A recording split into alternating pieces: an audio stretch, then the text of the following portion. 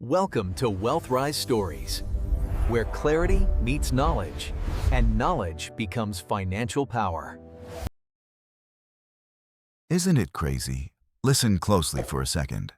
Can business principles, strategies, and operating methods from more than 100 years ago, before the internet, before smartphones, even before World War I, do actually help you build wealth today? Can they help you build a solid career, a sustainable business, in a world driven by AI, crypto, and lightning speed innovation? Sounds impossible, right? In a world where information turns outdated after a few months, digging up knowledge from a century ago feels like a joke. I thought the same. I used to believe that success required chasing whatever was newest, hottest, trending right now. But then I found it. Not in a cutting-edge tech article, not in some viral online course. It was buried in a quiet corner of a digital library, lost among thousands of forgotten titles.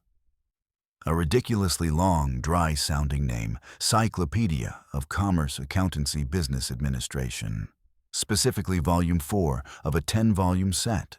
Even the title alone is enough to make most people skip it. Cyclopedia. It sounds like some dusty encyclopedia nobody needs, or in the age of Google.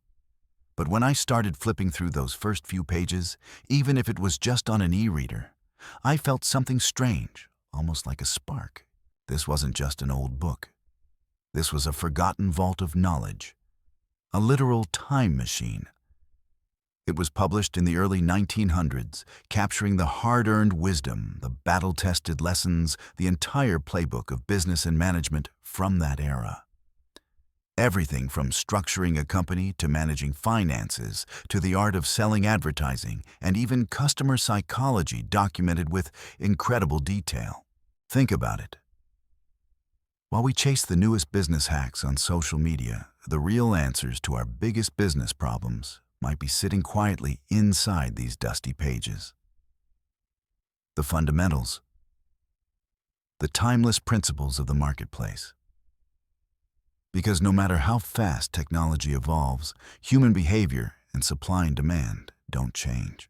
I call it the business time machine because it gives us something rare. A chance to travel back not to live in the past, but to learn from it, bring its lessons into the present, and build the future. But let me assure you of one thing: we won't just be reading a book in this video series. Not at all. I have zero intention of turning this channel into a boring book club. Instead, we're going on a challenging and exhilarating journey together. We're going to decode this cyclopedia. We're going to cut through the century-old dust, translate the outdated language, strip away the obsolete examples, and dig out the core ideas that never expired.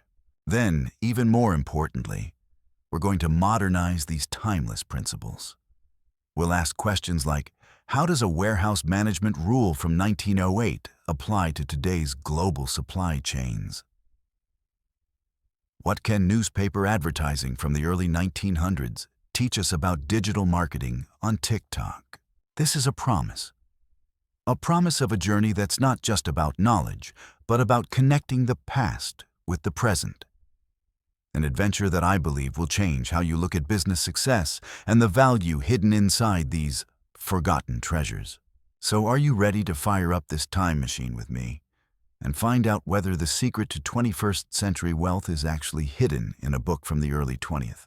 If your answer is yes, make sure you hit subscribe and turn on that notification bell, because our journey has just begun. I'll see you in the next episode, where we open the very first door of this time machine. Imagine this. You're standing in an old used bookstore, the kind where the air smells like faded paper and decades of dust, nostalgic, mysterious, almost cinematic. Soft light slips through a narrow window, and somewhere between hundreds of worn-out spines, your hand lands on something.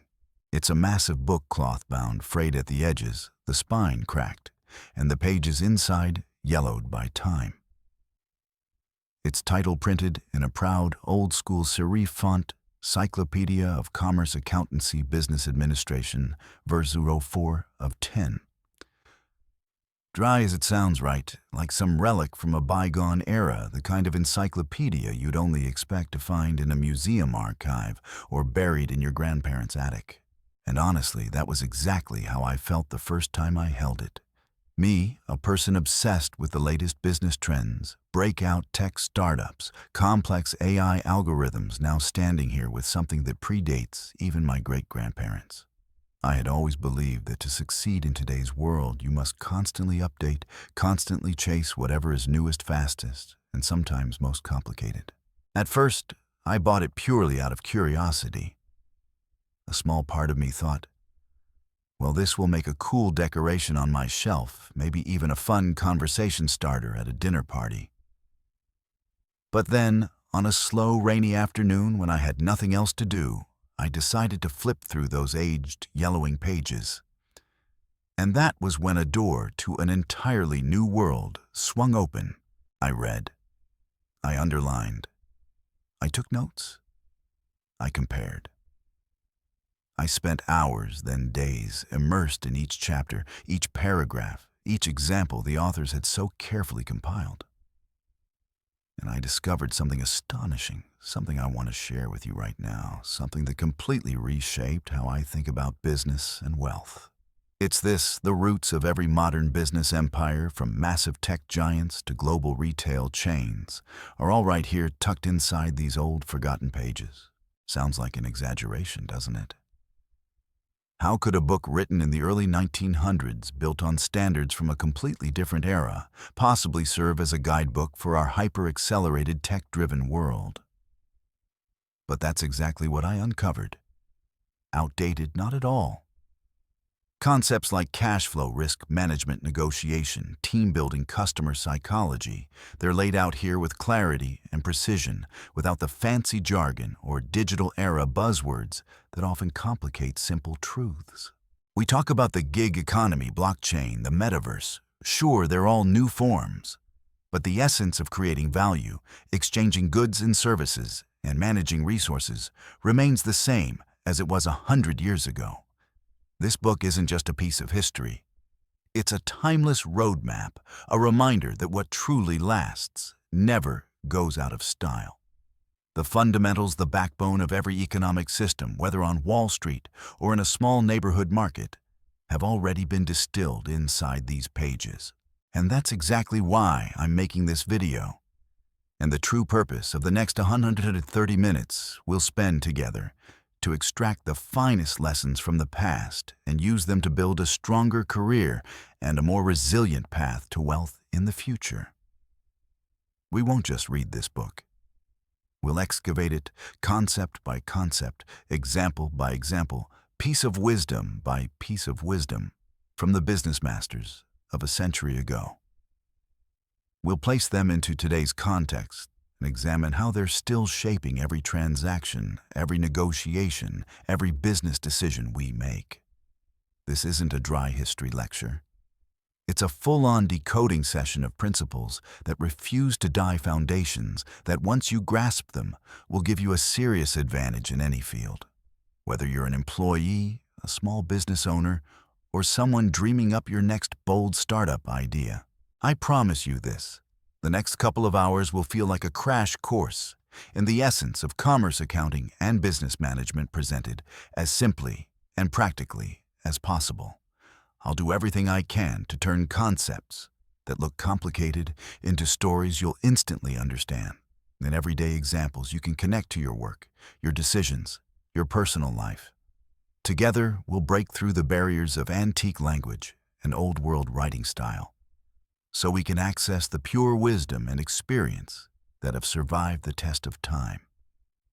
No fluff, no academic jargon, just real practical lessons and deep insights you can take with you to strengthen your financial and business foundation right away.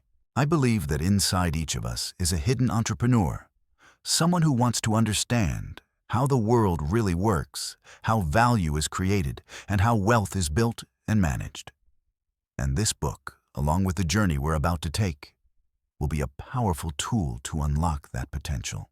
So if you're ready not just to see how modern business empires were built, but to start laying the first bricks of your own strong financial future.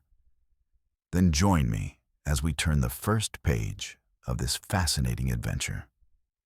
Get ready to explore, to learn, and to see the world through a completely new lens. Let's begin. Today we're going to take a trip back in time, not to reminisce about what's gone, but to hunt for the hidden gems as the timeless truths buried inside a book that most people would write off as a relic of the past. As you can see, the modern business world spins at a dizzying speed. AI, blockchain, multi-channel marketing, e-commerce. Sometimes it feels like we're swimming in an ocean of information with no compass. And that's when I turn to Cyclopedia of Commerce, Accountancy, Business Administration, Volume 04 of 10. Just hearing the title feels heavy already, right? A full encyclopedia on commerce accounting and business management written in the early 1900s. Old, dry, outdated, I used to think so too. But as I flipped through the pages, I realized something incredible beneath the dust of time. The core principles, the foundations of every act of exchange and value creation, still shine like stars that never move out of place. In this first chapter, I want us to explore the part of the Cyclopedia that I like to call the unchanging foundations of commerce. Our goal is to return to the most fundamental principles of exchange and value creation, the bedrock of all business activity. Things that, whether you're selling sneakers online courses or running a global corporation, you still need to understand clearly. 1. Supply and demand, the market's eternal dance. Supply and demand, two words that sound like macroeconomics, complicated academic. But in reality, they're running our lives every single day, from your morning coffee to the phone in your hand, and of course, to every billion-dollar empire out there. This cyclopedia explains them in surprisingly simple language. The price of any commodity depends upon the relation between the quantity of that commodity available and the demand of the public for it. Sounds obvious, right? But that obvious truth is exactly what we tend to overlook in the complexity of the modern market. Let's take the example of sneakers. You might think, how complicated can a pair of sneakers be? But no, the sneaker market is a perfect modern example of supply and demand at work. Why do some pairs resell for 2, 3, even 10 times the original retail price? It's not because they cost 10 times more to produce. It's because limited supply brands intentionally release limited runs and exclusive drops. Massive demand driven by hype culture, celebrity endorsements, and the desire to own something exclusive. When supply is low and demand is sky-high, value explodes. Customers aren't just buying shoes. They're buying exclusivity belonging to a select group, a symbol of status. Another example, many of you are familiar with online courses. This market has exploded over the last few years. There are countless courses out there, from cooking and music to coding and marketing. But why do some courses sell like crazy at premium prices, while others, even cheaper ones, barely get any attention? Because demand here isn't for knowledge in general, but for a concrete solution to a specific problem. People aren't buying a coding course. They're buying a course that helps me land a high-paying developer job in 6 months. They're not buying an English course. They're buying a course that helps me feel confident speaking English at work. And supply here isn't just videos or PDFs. Supply is the instructor's credibility, real-world experience, and proven ability to get results for students. When a seasoned practitioner can turn knowledge into real outcomes, high-quality supply. And there are tons of people struggling with that exact problem. Strong demand, the value of that course goes way up. That is supply and demand, the two invisible yet powerful forces shaping every corner of the market, whether it's 1900 or 2024. Our job is to understand them, not to fight them, but to use them intelligently. 2. The art of negotiation and building lasting partnerships. When people hear negotiation, they often picture a battle. One side wins, the other loses. A mental wrestling match where you squeeze every last drop of value from the other person. The Cyclopedia, in its early 20th century language, teaches us a far more important lesson. Negotiation isn't about war. It's the art of building bridges, not walls. In modern business, this is truer than ever. You simply cannot do everything alone. To succeed, you need a strong ecosystem of partners, suppliers, distributors, collaborators, and yes, even your customers. So what is the art of negotiation and building sustainable partnerships? I believe it rests on three main pillars: mutual understanding, empathy. Before talking about what you want, take the time to deeply understand what the other side needs, their fears, their goals. A great salesperson doesn't just sell a product, they sell a solution. A great partner doesn't only think about their own gain. They think about how both sides can grow together. I've seen negotiation fail spectacularly, not because of price, but because of a total lack of empathy. Each side dug into their own position without truly listening to the other. Trust is the most valuable currency in business, and yet it never shows up on a balance sheet. A lasting partnership is built on transparency, reliability, and keeping your word. When trust exists, even tough times are easier to get through because both sides believe the other will act in good faith and in service of the bigger picture. In today's information age, one lie, one broken promise can spread instantly and destroy your reputation in a heartbeat. Long-term vision. Don't think in quick wins. Don't focus only on a single transaction. A great partner is someone you can walk a long road with through market volatility, shared successes, and even shared failures. You might have to give up a bit in one negotiation, but what you gain is a long-term relationship that can multiply value many times over. Think about your closest friends. Do you keep strict score every time you help each other? Or do you trust that in a long-term relationship, everything balances out over time? Business works the same way. The Cyclopedia reminds us that even in an era dominated by machines and numbers, the human factor, the art of communication and relationship building, is still a non-negotiable foundation. 3. Defining the true value of a product. It's not the cost, it's the problem it's solved. This is the point I want you to reflect on most deeply because it changes the way we look at every product and service. The true value of a product or service does not lie in how much it costs to make, how many hours you put into it, or what high-end materials or tech you used. Its real value lies in what problem it solves for your customer. One classic example I love. People don't buy a drill because they love steel and machining. They buy a drill because they want a hole in the wall to hang a picture, right? They don't want the drill. They want the hole. The drill is just the tool. If another solution comes along that creates that hole more easily and effectively, say, ultra-strong adhesive hooks or a no-drill hanging system, they'll choose that no matter how beautifully engineered or cheap the drill may be. Now apply this mindset to today's world. Project management software. SaaS customers aren't buying lines of code or a slick interface. They're buying a way to organize work better, save time, avoid missed deadlines, and improve team collaboration. A personal coach. Clients aren't paying for workout sessions or diet advice. They're paying for better health, a stronger body, higher confidence, and a more sustainable lifestyle. They're buying results and transformation. A luxury car brand. Do you think customers are just buying a four-wheeled machine with an engine? No.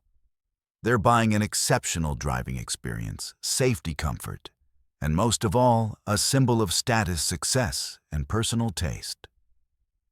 They're buying the feeling of being admired, of belonging to an elite circle.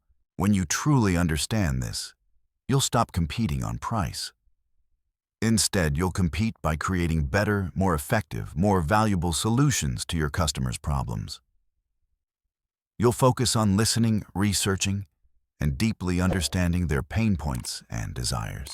The Cyclopedia, despite being written long ago, laid the groundwork for this mindset. Every successful business begins with serving a need, solving a problem.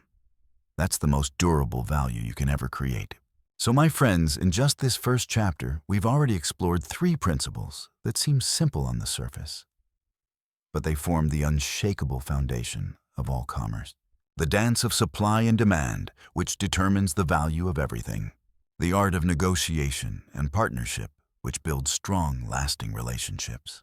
And the deep truth that the real value of a product isn't in the product itself, but in the solution it delivers. These principles have survived more than 100 years, outlasting industrial revolutions and waves of technological change. They remain a reliable compass to help us navigate the vast ocean of modern business. In the next chapter, we'll dive deeper into how this cyclopedia views the role of marketing and advertising in creating and communicating value. Don't forget to hit subscribe and ring the notification bell so you don't miss it. And now I'd love to hear from you in the comments. Which of these 3 principles resonated with you the most, and how have you applied it in your work or your life? I'm really looking forward to reading your stories. Welcome back to the channel where we break down the bedrock ideas, the first bricks of the business world distilled from timeless classics that age simply can't erase. And today, we're opening chapter 2 of this journey, a chapter that might scare a lot of people off just from the title alone. Accounting records. The compass of your business. When you hear accounting, you probably picture dry numbers, complicated spreadsheets, and rigid rules, right? I get it. I still remember when I first started learning about business, I would avoid anything related to accounting, like it was some kind of forbidden zone. But then I realized something: you can't take a ship out into open water without a compass. And in the world of business, that compass, nothing more, nothing less, is your accounting records. Our goal today is not to turn you into a professional accountant. No, not at all. It's to decode this stuff, to turn those lifeless numbers into a living story about the true health of your business. We're going to read the messages your business is trying to send you through those reports that most people assume are only for finance folks. Think of this as story time. But this story is real, and it matters a lot for your wallet. 1. The balance sheet, your financial health map. Let's start with what I like to call the financial health map of your business, the balance sheet. If you imagine your business as a person, the balance sheet is like a snapshot, a still image of its financial health at a specific moment in time. It's not a full movie. It's more of an overall diagnosis. What do you own? What do you owe? And what's truly yours after all the debts are accounted for? It has 3 main sections, and I'll keep this as simple as possible. Assets, everything your business owns that has economic value. Cash in the bank inventory, sitting in your warehouse, computers and desks in your office, even intangible things like a strong brand. Anything that can bring economic benefit in the future. Liabilities. Everything your business owes to other people. Bank loans, money owed to suppliers, unpaid salaries, taxes due, all the financial obligations you're responsible for down the line. Equity. This is what's left when you take total assets and subtract total liabilities. It represents the capital the owners have put into the business, plus retained earnings from previous years. In other words, it's the real value of the business that belongs to the owners. And here's the magic of the balance sheet, the golden rule: assets, liabilities, plus equity, always. It's like a scale both sides have to balance. If that balance is off, something's wrong. So how do you read it as a business owner or a future investor? You look at assets to see what resources the business has. Is there plenty of cash? Is inventory piling up and not moving? You look at liabilities to understand risk, your ability to pay what you owe. Is debt too high compared to assets? Can you cover your short-term obligations? And most importantly, You look at equity to see who the business really belongs to and whether the owners are actually building wealth or just propping everything up with borrowed money. Typically, a healthy business has a balanced structure of assets, and funding isn't overly dependent on debt and shows equity growing over time. It's like going in for a full-body checkup. The doctor looks at your weight, blood pressure, and other indicators to see where you stand. The balance sheet does the same. It's your financial health map at a point in time, showing you, where am I right now on this journey? 2. The income statement, profit or loss in 5 minutes. If the balance sheet is a snapshot, then the income statement, also known as the profit and loss statement, is the movie. It tells the story of your business operations over a period of time, a month, a quarter, a year. It answers a simple but critical question. Are you actually making money? Are you in profit or in loss? This one is a lot easier to grasp, I promise. It has a few core components. Revenue. The total amount of money your business brings in from selling products or services. This is the top line of the report. Cost of goods sold. KOGs. Cost of services. The direct costs of producing the product or delivering the service you sold. For example, raw materials, direct labor for production. Gross profit revenue minus COGS. This is your initial profit before you factor in other expenses. Operating expenses, all other costs of running the business that aren't directly tied to production, rent, office staff salaries, marketing utilities, depreciation, etc. Net profit, net income. This is the famous bottom line. The profit left after all expenses and taxes are deducted. If this number is negative, your business is losing money. So how do you read this in 5 minutes to see if you're winning or losing? Super simple. 1. Look at revenue. How much did you sell? Is this number growing over time? 2. Look at gross profit. Is your gross margin? Gross profit as a percentage of revenue stable? If it's shrinking, maybe your prices are too low or your production costs are climbing. 3. Look at total operating expenses. Are they eating up all your profit? Is there anything bloated or unnecessary that you could trim? 4. And finally, the big one, net profit. Is it positive or negative? Is it big enough to reinvest, pay dividends, or at least allow the owner to live decently? The income statement is like your kid's report card. It tells you how they performed over a semester. You can't look at just one subject and call it a day, right? Similarly, don't just look at revenue and ignore net profit. Sky-high revenue with negative net profit. That's not a success story, that's a warning. 3. Cash flow is blood, not profit. A survival lesson for every business. Now we get to the report that I consider the silent hero of the whole system, but also the most critical one. The cash flow statement. Remember this line, it's a truth in business. Profit is an opinion. Cash is fact. You might have an income statement that looks like a dream with millions of dollars in profit on paper. But if all that profit is tied up in unsold inventory or in invoices customers haven't paid yet, what happens when payroll is due? Rent needs to be paid, or suppliers are asking for their money. You'll be stuck with no cash. And when there's no cash, the business dies, no matter how impressive your profits look on paper.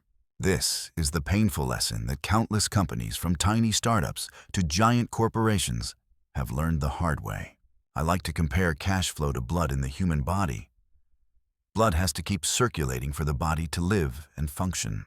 No matter how strong or fit you are, if blood stops flowing, everything collapses. Business is the same. Positive, steady cash flow is the sign of a business that's truly alive and capable of sustaining itself. The cash flow statement tracks all the cash that comes in and goes out of your business over a certain period of time. And it breaks things into 3 main categories. Cash flow from operating activities. Cash generated from your core business selling products or services. This shows whether your main operations are actually producing cash. Cash flow from investing activities, cash used to buy or sell long-term assets like buildings, equipment, or investments in other companies. Cash flow from financing activities, cash coming from or going to lenders and investors, bank loans, issuing stock, repaying debt, paying dividends, etc. So how do you read it? The most important number to look at is net cash flow from operating activities. A healthy business usually has this number positive and consistent. That means your core operations are generating enough cash to keep the business running, and ideally, to help it grow. If this number is negative over and over again, even when your income statement shows a profit, that's a huge red flag. It means you're relying on borrowed money or selling assets just to keep the lights on, and that's not sustainable. Remember, you can have lots of assets on your balance sheet and big profits on your income statement, but if you don't have enough cash in the bank to pay bills when they're due, your business is headed for bankruptcy. Cash flow is king. So you see, accounting isn't some terrifying monster locked away inside thick textbooks. It's really just 3 different stories, 3 different angles about the same thing, your business. The balance sheet tells you, where am I right now? It's your current health map. The income statement tells you, what have I done over this period? It's the story of your performance. The cash flow statement tells you, do I have enough blood to stay alive? It reveals whether the lifeblood cash is really flowing. Once you understand these 3 reports, you're holding a powerful compass in your hands, one that can help guide your business through some very rough waters. You don't have to be a professional accountant to read them. You just need a bit of curiosity and the willingness to listen to the story the numbers are trying to tell. We've just unlocked the first door into the world of accounting.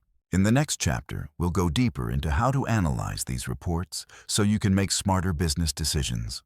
But for now, take some time to sit with these ideas and ask yourself, what story is my business telling through its numbers? If you found this helpful, don't forget to hit like, share, and subscribe so you don't miss the upcoming episodes. I'll see you in the next chapter. Welcome back to the channel. I'm your familiar guide, and today we're going to open a very special door. A chapter that I genuinely believe is one of the most important in any business book, whether it was written 100 years ago or published yesterday.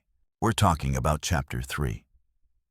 The Art of Managing People in the legendary Cyclopedia of Commerce, Accountancy, Business Administration. After the earlier chapters full of numbers, processes, machines, and systems, we now face a truth that can't be ignored. Business, at the end of the day, is about people. No matter how brilliant your idea is, how groundbreaking your product may be, or how perfect your marketing strategy looks on paper, if you don't have the right people to execute, to operate, to create, and to sell, none of it matters. This cyclopedia, even though it was written long ago, has surprisingly deep insights on this topic. And I promise you, the principles of people management we're about to explore, though wrapped in the language of a different century, are anything but outdated. We're going to dive into 3 core pillars that every manager or leader needs to master. 1 was in hiring the right people. Why attitude over aptitude is almost always true. First, let's talk about the most fundamental step, hiring the right people. Sounds simple, it's not. And maybe the mantra I hold on to the most is this: hire for attitude, train for skill. Why? Think about it. Skills and technical expertise are things people can learn, be trained on, and sharpen over time. Someone might not be fluent in the latest software yet, but if they're proactive, curious, and hungry to grow, they'll catch up fast. Someone might lack experience in a specific niche, but if they have passion, persistence, and adaptability, they can learn. But attitude, that's a whole different story. Attitude includes how someone works with a team, their integrity, their respect for colleagues and managers, their willingness to take responsibility, and especially their mindset when facing challenges. A person can be incredibly talented, a technical rock star, but if they have a toxic attitude, constant complaining, blaming others, refusing to collaborate, or lacking honesty, then sooner or later, they become the bad apple that spoils the whole bunch. I've seen it more than once: highly skilled individuals who slowly drain the team's energy because of their attitude. And on the flip side, I've watched people with good, but not amazing skills do extraordinary things, simply because they showed up with enthusiasm, humility, and a willingness to learn and help. Even in the old pages of the Cyclopedia, there's a strong emphasis on character and the qualities of workers. They understood that someone with willpower, work ethic, and a strong sense of responsibility would bring more long-term value than any skill you could teach in a short course. They might not have used the exact phrase attitude the way we do today, but the qualities they looked for are exactly what we now call a great work attitude. They teach us that when hiring, you have to look beyond the resume, beyond grades and job titles, and look into the person. That's a lesson that never gets old. 2. How to motivate and retain talent. Hiring great people is hard. Getting them to stay, give their best, and commit to the long term, that's even harder. This is where the art of motivation and retention comes in. Of course, money matters. Competitive salary and fair benefits are the foundation. They help employees cover their basic needs and feel like they're being compensated fairly. But once those needs are met, other factors start to matter more.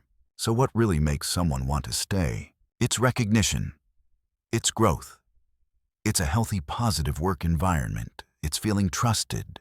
It's feeling that their work has meaning. And ultimately, it's having a clear path to advance. Imagine your business as a garden. Your employees are the trees. Watering them pay is not enough. You also need to tend the soil, the environment, prune when needed feedback, and give them sunlight opportunities and growth. Recognition. Sometimes a simple, sincere thank you, a shout-out in a meeting, a thoughtful email, or a small reward for great performance can generate massive motivation. Opportunities to grow. Nobody wants to stand still. Investing in training, rotating roles, or assigning more challenging projects helps employees feel trusted and valued. Work environment. A supportive workplace, helpful teammates, and a manager who listens and understands. These are powerful magnets that keep talented people from leaving. Think about it. What makes you want to stay at a job? It's rarely just the number on the paycheck, right? Purpose and meaning.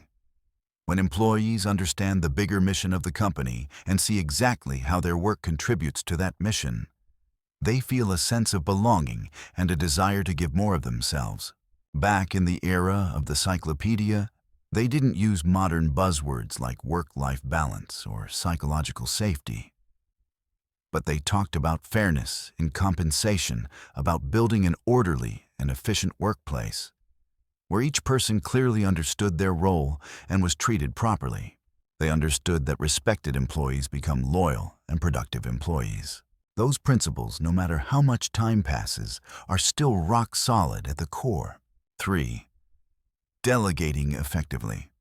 The balance between trust and control. Once you've hired great people and learned how to motivate them, the next step is figuring out how to fully leverage their strengths.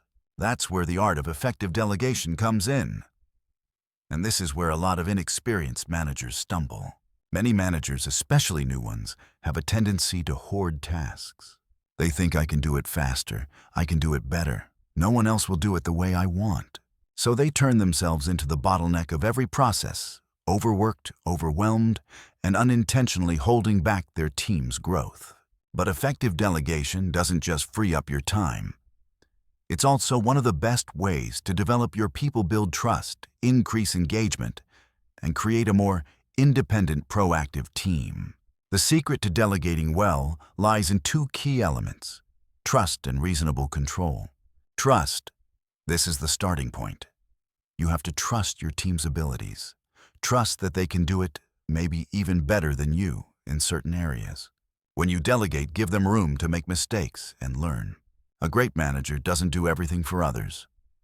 They guide, support, and create space for their team to figure things out. Start with clarity. What is the task? What does success look like? What resources are available? Time budget tools. What's the deadline? Make sure they understand the goal and why this task matters. Empower them. Give them real decision-making authority within the scope of the work. That not only increases their sense of responsibility, but also boosts their ownership and initiative. Control in a healthy way. Trust doesn't mean turning your back and walking away. Control here doesn't mean micromanaging every tiny detail. It means having a simple, effective system to track progress and give feedback.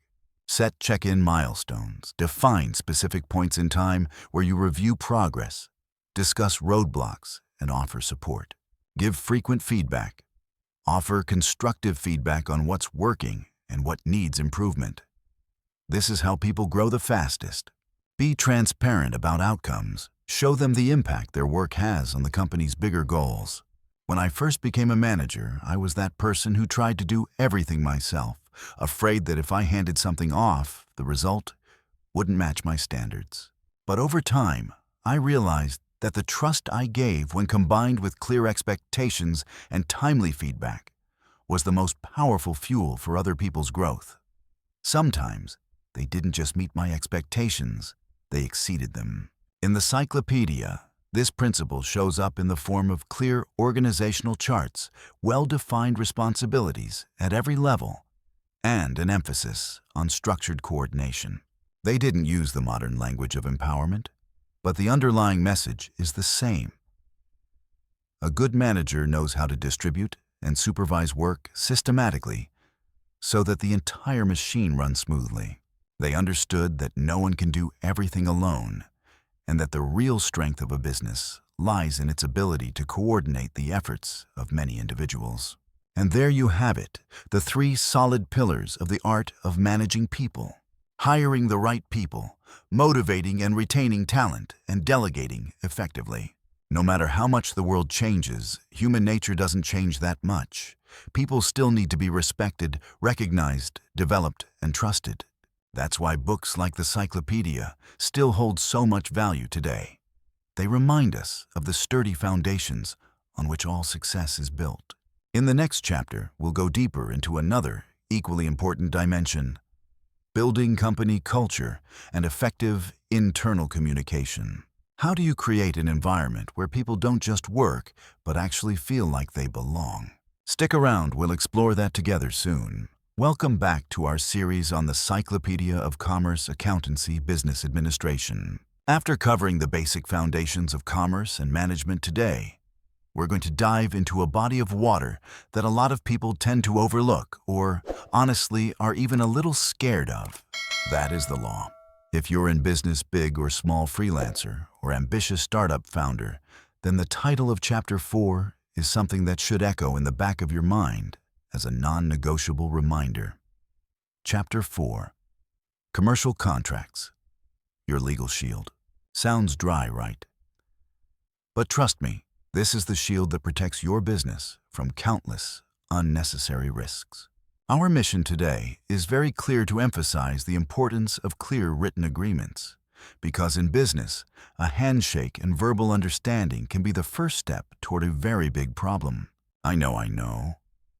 A lot of people, especially younger founders, tend to feel awkward about contracts. We're friends, it's fine. It's a small thing, no need to make it complicated. That mindset, my friends, is exactly the seed of future disputes, misunderstandings, and sometimes very expensive lawsuits. Think of a contract as a detailed map for your business journey. Without a map, you can drift off course and hit the rocks without even realizing how you got there. 1. The small but mighty clauses you should never skip in a contract. Let's start with a hard truth. The small clauses in a contract are often the ones that save your life when things go sideways. People usually focus on the big stuff: price, services, products.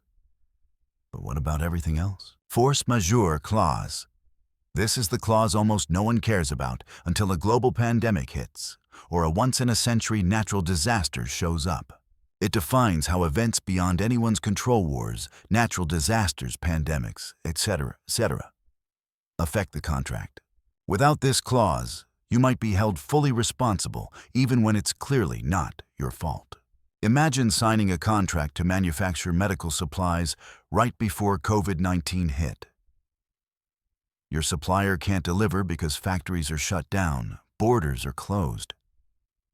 And without a force majeure clause, you could still be on the hook for penalties for late delivery. Terrifying, right? Dispute resolution clause.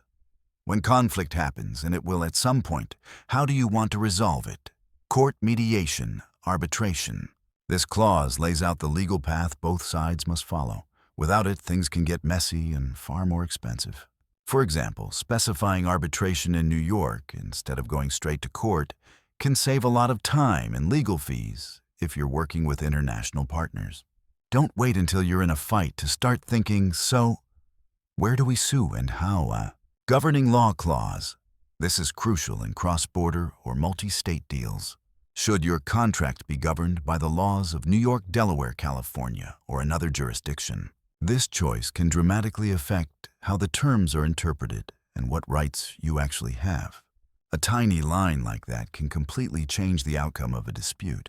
Confidentiality clause. In today's information-driven world, your trade secrets, customer data, or breakthrough ideas are priceless.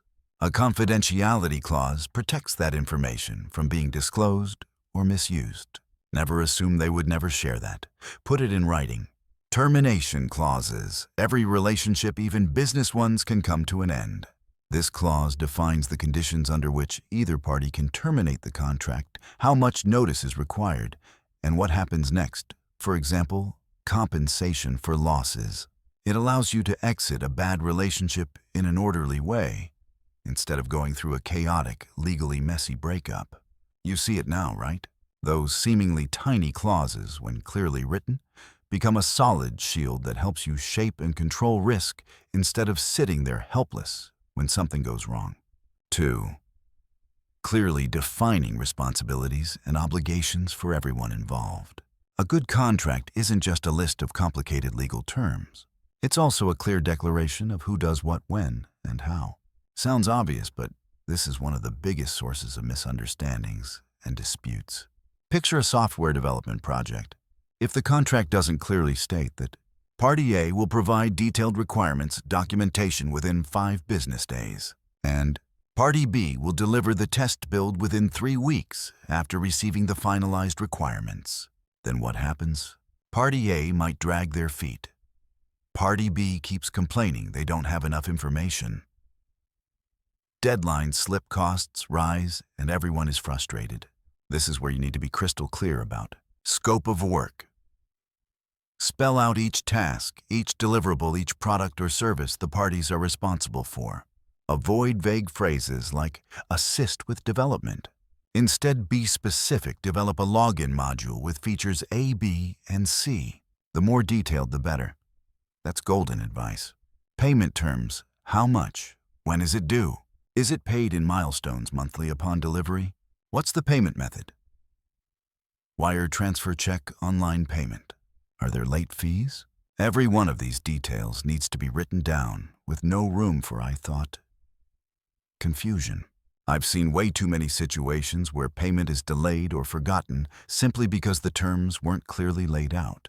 Deadlines and milestones. When does each side need to fulfill their obligations? What are the key dates and checkpoints?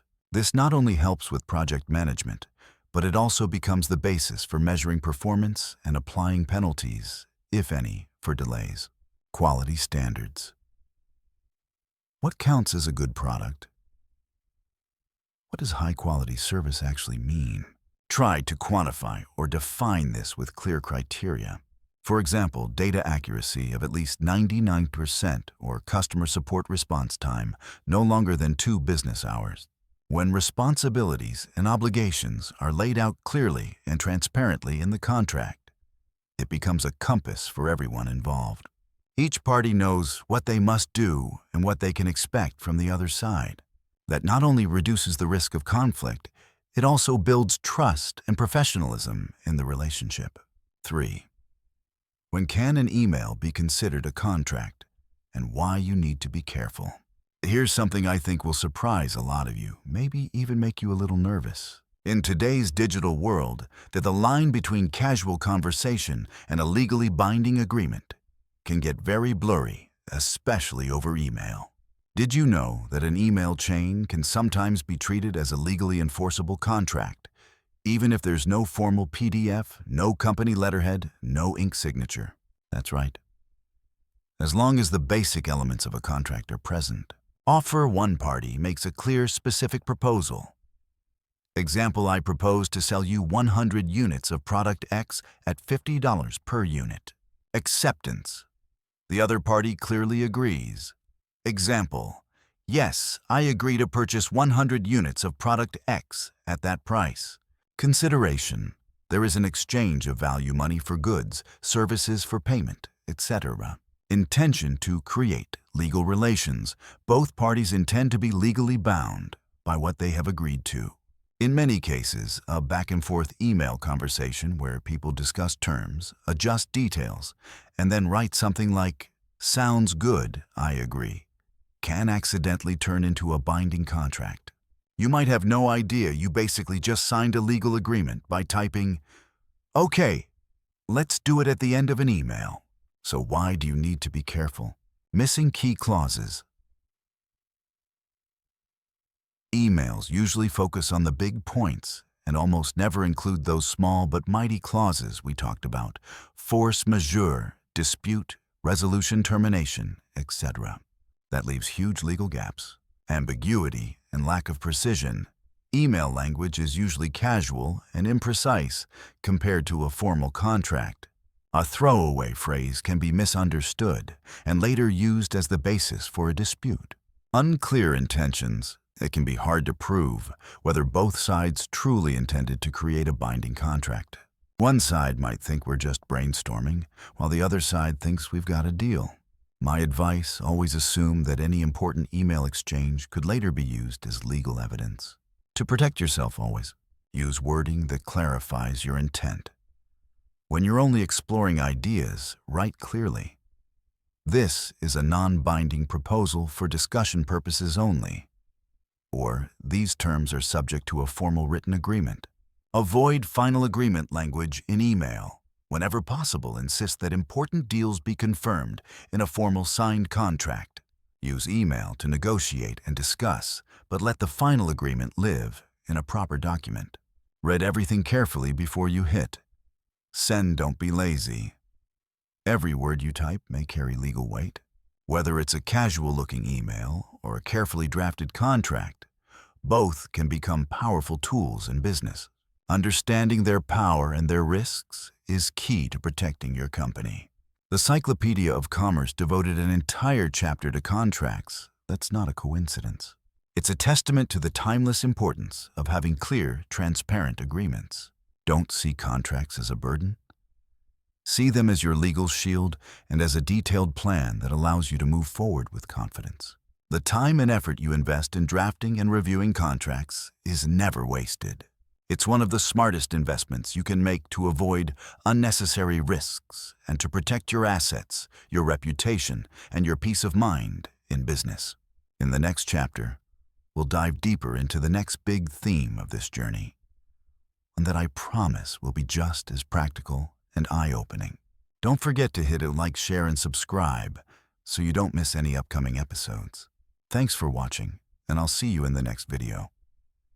Welcome back, everyone, to our journey through the hidden gems inside Cyclopedia of Commerce. Accountancy Business Administration, VIR04 of 10. Today, we're going to open a chapter that I believe is not just dry theory, but a hard-earned real-world lesson that can shape the financial future of both you and your business. That is Chapter 5, Credit and Borrowed Capital, a double-edged sword. When we hear words like credit or debt, a lot of us feel a bit uneasy, maybe even scared. It brings to mind images of heavy obligations, sleepless nights, and painful stories of people getting crushed by bad decisions. But at the very same time, credit and borrowed capital are the launchpad for millions of businesses, the doorway to investment opportunities that without leverage, we might never reach. So where's the line? How do we hold this knife in a smart way so it becomes a tool for building, not a financial guillotine? That's our mission for today. The first and most important point, we need to clearly distinguish between good debt and bad debt. The truth is, no loan is born good or bad. Debt itself is neutral. What turns it into good or bad is how we use it. Picture it like this. Bad debt: when borrowing drains you, Bad debt, simply put, is any loan you take out to pay for things that lose value over time or that don't generate income. The classic examples: overspending on lifestyle with borrowed money. The latest iPhone, you don't really need designer clothes just to keep up appearances, or a luxury vacation you have to swipe a credit card to afford. These things may bring a quick hit of happiness. But then what? You're still on the hook for the principal and the interest, while the value of whatever you bought has either dropped sharply or completely disappeared. Borrowing to buy assets that rapidly depreciate and don't earn anything. For example, financing a brand new car just to commute, not to run a business or generate income. The minute you drive it off the lot, it loses value. Meanwhile, you're making monthly payments, plus insurance, gas, maintenance. All of it pulling cash out of your pocket. These kinds of debts are like a heavy weight tied to your ankles. They slowly eat away at your monthly cash flow and don't create any long-term growth. That's how people end up in the debt spiral, working harder and harder just to pay interest instead of investing in their future. Good debt, when borrowing becomes a lever. On the other hand, good debt is any loan you use as leverage to invest in income-producing assets or to increase your earning capacity personally or in your business. In other words, the debt has the potential to generate enough cash flow to pay both principal and interest and still leave you with a profit. Some examples: borrowing to grow a business. This is the most obvious case. You take out a loan to expand a facility, buy new equipment stock, more inventory for a busy season, or invest in marketing to boost sales. If your plan is solid and execution is good, revenue grows enough for you to service the debt and still make money. Borrowing to buy rental property. Instead of stretching to buy a home far beyond your means just to live in it, you borrow to buy a house or apartment you can rent out. The monthly rent can cover part or all of your mortgage payment, and over time, real estate often appreciates, giving you both cash flow and equity gains. Borrowing to invest in education and skills. Maybe you use a loan to pay for a professional certification, a specialized course or degree that meaningfully boosts your earning potential. If it helps you land a better job, a promotion, or higher paying clients, that's an investment into your human capital, and the extra income can comfortably pay off the loan. Good debt is like a kite. It uses the wind-borrowed capital to lift you higher and take you further. But that only works if you know how to control the string. So the next time you think about taking on a loan, pause and ask yourself, where is this money going? Is it creating value or just disappearing? Once we understand the difference between good debt and bad debt, the second key point we need to talk about is, how do you build creditworthiness for yourself and for your business? Your creditworthiness or credit score is like your financial resume. It tells lenders how trustworthy you are when it comes to paying back what you owe. A strong credit profile is the key to accessing loans with better interest rates, higher limits, and more flexible terms. For individuals, use credit cards responsibly. Don't be afraid of credit cards. Treat them as a financial tool. 1. Use them for your everyday spending, but always pay the balance in full and on time. Try to keep your credit utilization low, ideally under about 30% of your total limit. 2. Pay all your bills on time. Not just bank loans, but also utilities, phone, internet installment payments, etc. All of these contribute to your payment history. 3. Avoid opening too many new credit accounts in a short period that can signal risk to lenders. 4. Build a long credit history. The longer you've handled credit accounts responsibly, the better it looks. Time works in your favor if you're disciplined. For businesses, business credit is a bit more complex, but the core principles are still transparency and financial responsibility. 1. Maintain clear, transparent financial statements. Cash flow statements, income statements, and balance sheets should be accurate, up to date, and ideally reviewed or audited regularly. They need to clearly reflect your company's true financial health. 2. Build a good payment history with suppliers and partners. This might not always show up in a national credit system, but it builds your reputation and can earn you better payment terms and becomes a plus when lenders evaluate you. 3. Keep positive cash flow and a reasonable debt-to-equity ratio. Banks want to see that your core business is generating enough cash to service debt and that you're not overly dependent on borrowed money. 4. Develop a strong relationship with your bank. Regular transactions and usage of banking services help you become a known customer, which can make it much easier to access capital when you need it. In short, building creditworthiness is a long-term game. It requires patience, discipline, and consistency, just like building your reputation in any other area of life. And finally, the third main point we're going to explore: common ways to raise capital beyond traditional bank loans. Sometimes the bank is not the best option, or not an option at all. This is especially true for young startups, creative projects without collateral, or businesses that need quick, flexible funding. The good news: in today's financial world, there are plenty of paths to capital. 1. Angel investors and venture capital VC. What it is: wealthy individuals, angel investors, or professional investment firms, VCs that put money into high-growth startups in exchange for equity. Pros: no collateral required. You often get not just money, but mentorship, connections, and strategic guidance. Cons: you give up a piece of ownership and control. There's intense pressure to grow fast and hit big milestones. 2. Crowdfunding. What it is: raising money from a large number of people through online platforms. It can be donation-based, reward-based, like Kickstarter, lending-based P2P loans, or equity-based crowd investing.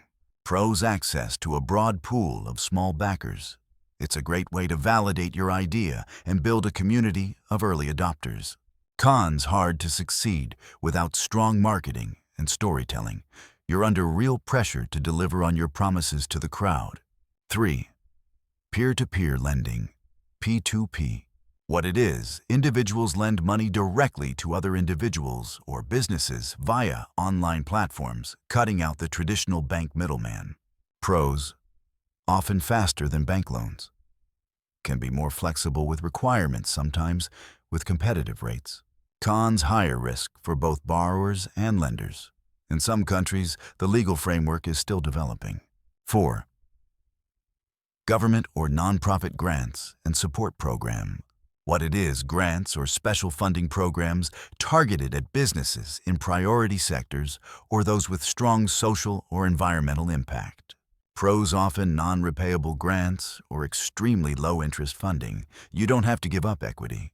Cons: application processes can be complex and time-consuming. Highly competitive with strict reporting requirements. 5. Borrowing from family and friends. What it is: raising capital from people who already know and trust you. Pros: usually very flexible. Less paperwork, lower or no interest in many cases. Cons: you must put terms in writing to avoid misunderstandings. If things go badly, it can damage personal relationships. Whatever route you choose, the most important thing is to do your homework. Read the fine print and evaluate risk carefully. There is no magic wand in fundraising. So there you have it, everyone. Credit and borrowed capital, just like the title of this chapter says, is truly a double-edged sword. It can slice through obstacles, sharpen opportunities, and help you reach bigger goals. But if you don't handle it carefully, if you use it for the wrong reasons, it can cut deep, sometimes fatally. The final message I want to leave you with, drawn from both the pages of Cyclopedia of Commerce, Accountancy, Business Administration, and Real-World Experience, is this: don't be afraid of debt, but respect it. Use debt as a wise partner, as a powerful lever, not as a chain that locks you into financial slavery. Look at your own loans. Are they the kite lifting you higher, or the stone dragging you down? The answer lies in you, in your choices, and in your financial discipline. Thank you for spending your time with me today. I'll see you in the next chapters, where we'll keep uncovering more priceless knowledge together.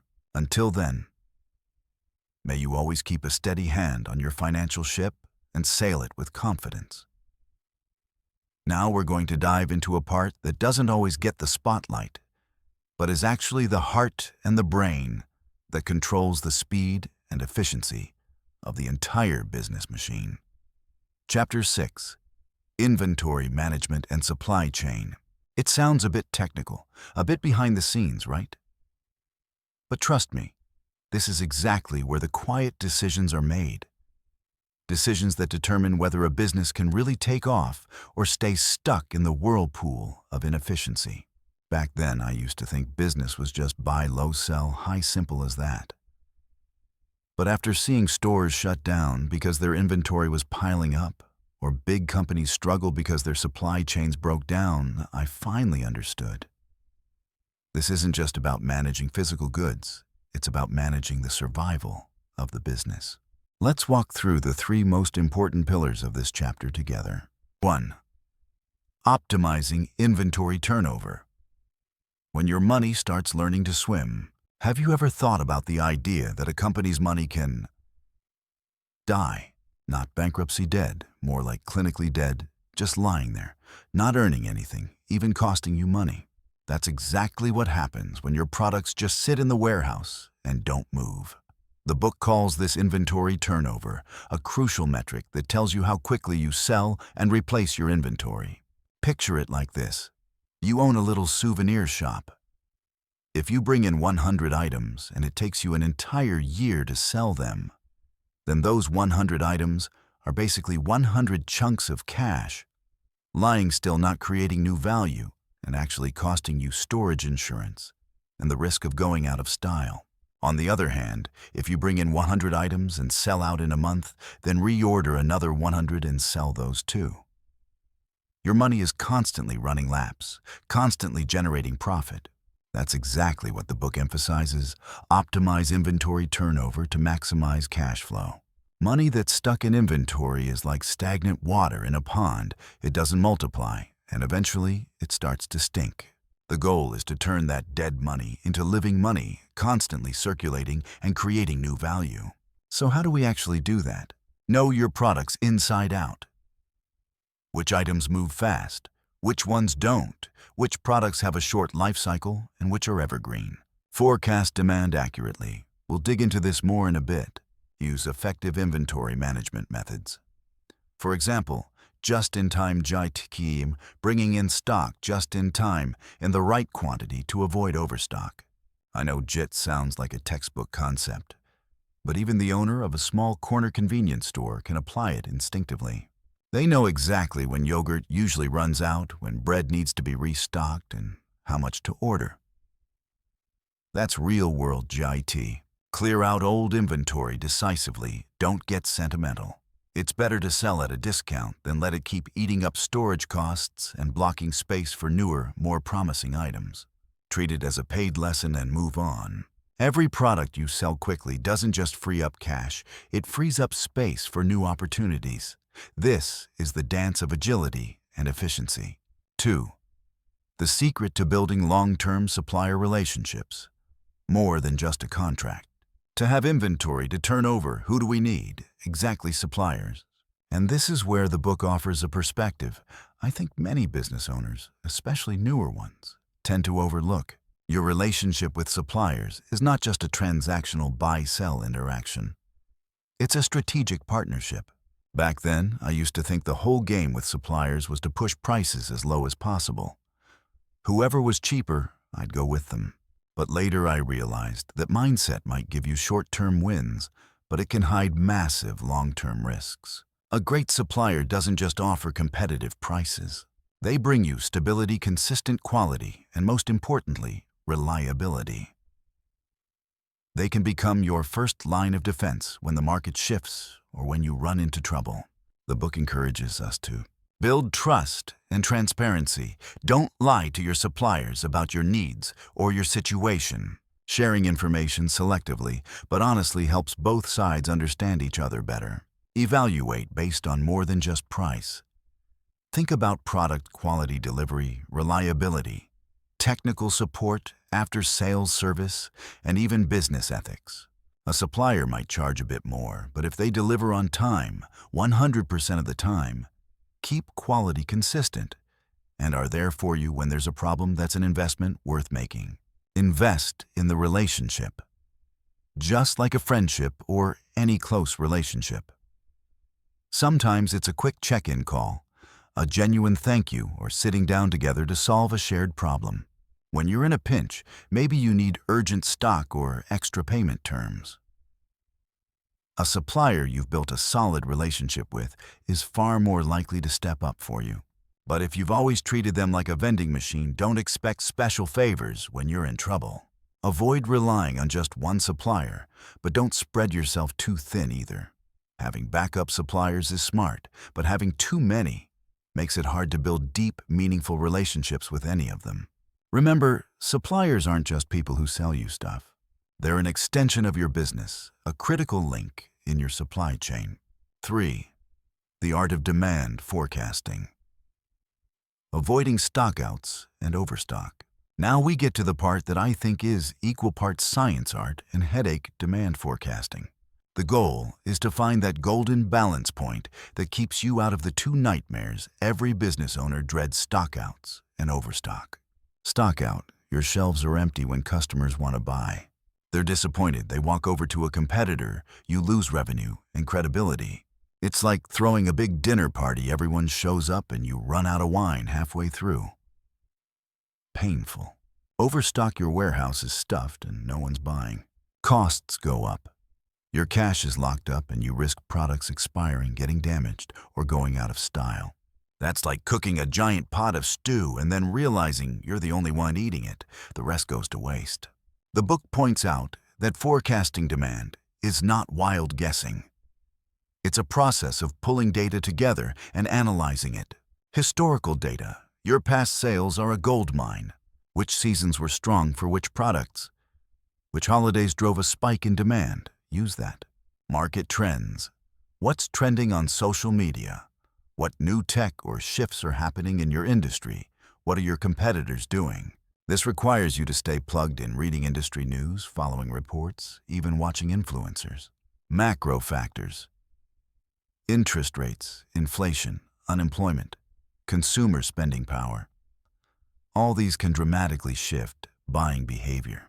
Special events: holidays, big promotions, major sports events, natural disasters. They can either boost demand suddenly or kill it temporarily. And sometimes, your gut.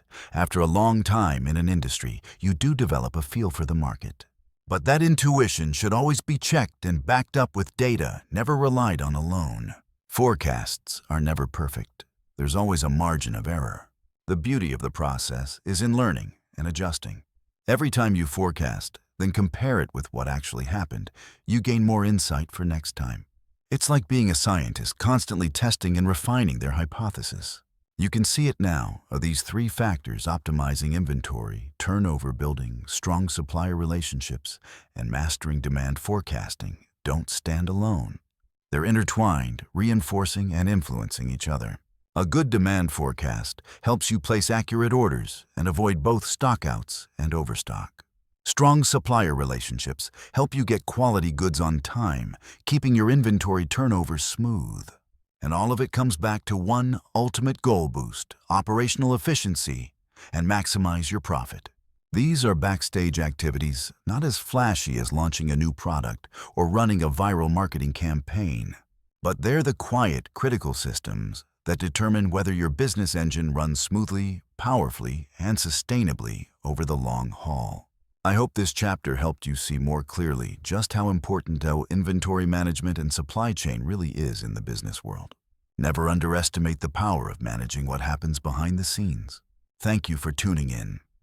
Don't forget to like, share, and subscribe so you don't miss the next chapters from the Cyclopedia of Commerce, Accountancy, Business Administration. See you in the next one.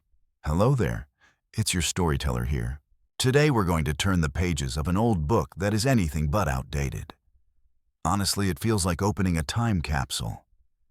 You know, this Cyclopedia of Commerce, Accountancy, Business Administration, V-4 of 10 that we've been exploring. It's like a miniature museum of business wisdom. And today we're stepping into Chapter 7, Advertising and Marketing. A chapter that, even though it was written over 100 years ago, still lays out principles that are completely relevant today and even shape how we interact with the digital world. Have you ever wondered why one ad makes you stop scrolling in the middle of hundreds of others? Why you're willing to pull out your wallet for something you may not technically need, but somehow you feel like you need it. That's not magic. That's psychology. That's the science of being human. And marketing at its core is exactly that, the science of human psychology. The tools may have changed from simple printed flyers to viral TikTok campaigns, but the human heart, the deep inner motivations, haven't. Let's dive into these three timeless pillars together. Warrior 1. Clearly identifying your customer's pain and desire. Start with people, not products. Before we talk about anything else, this chapter drives home a point that sounds simple, but is the foundation of every successful sales strategy. You have to understand your customer, not just who they are, but what problem they're struggling with and what they deeply want. Think about it. When someone buys a new phone, are they just buying a chunk of metal and a screen? Or are they buying convenience so they can stay connected with family? The ability to capture beautiful moments, or simply the feeling of being up to date and owning something high status. The book, even without using modern terms like pain points and desires, describes very clearly that a good salesperson has to be an informal psychologist. They have to know how to listen and observe so they can pick up on the worries and the quiet dreams of their customers.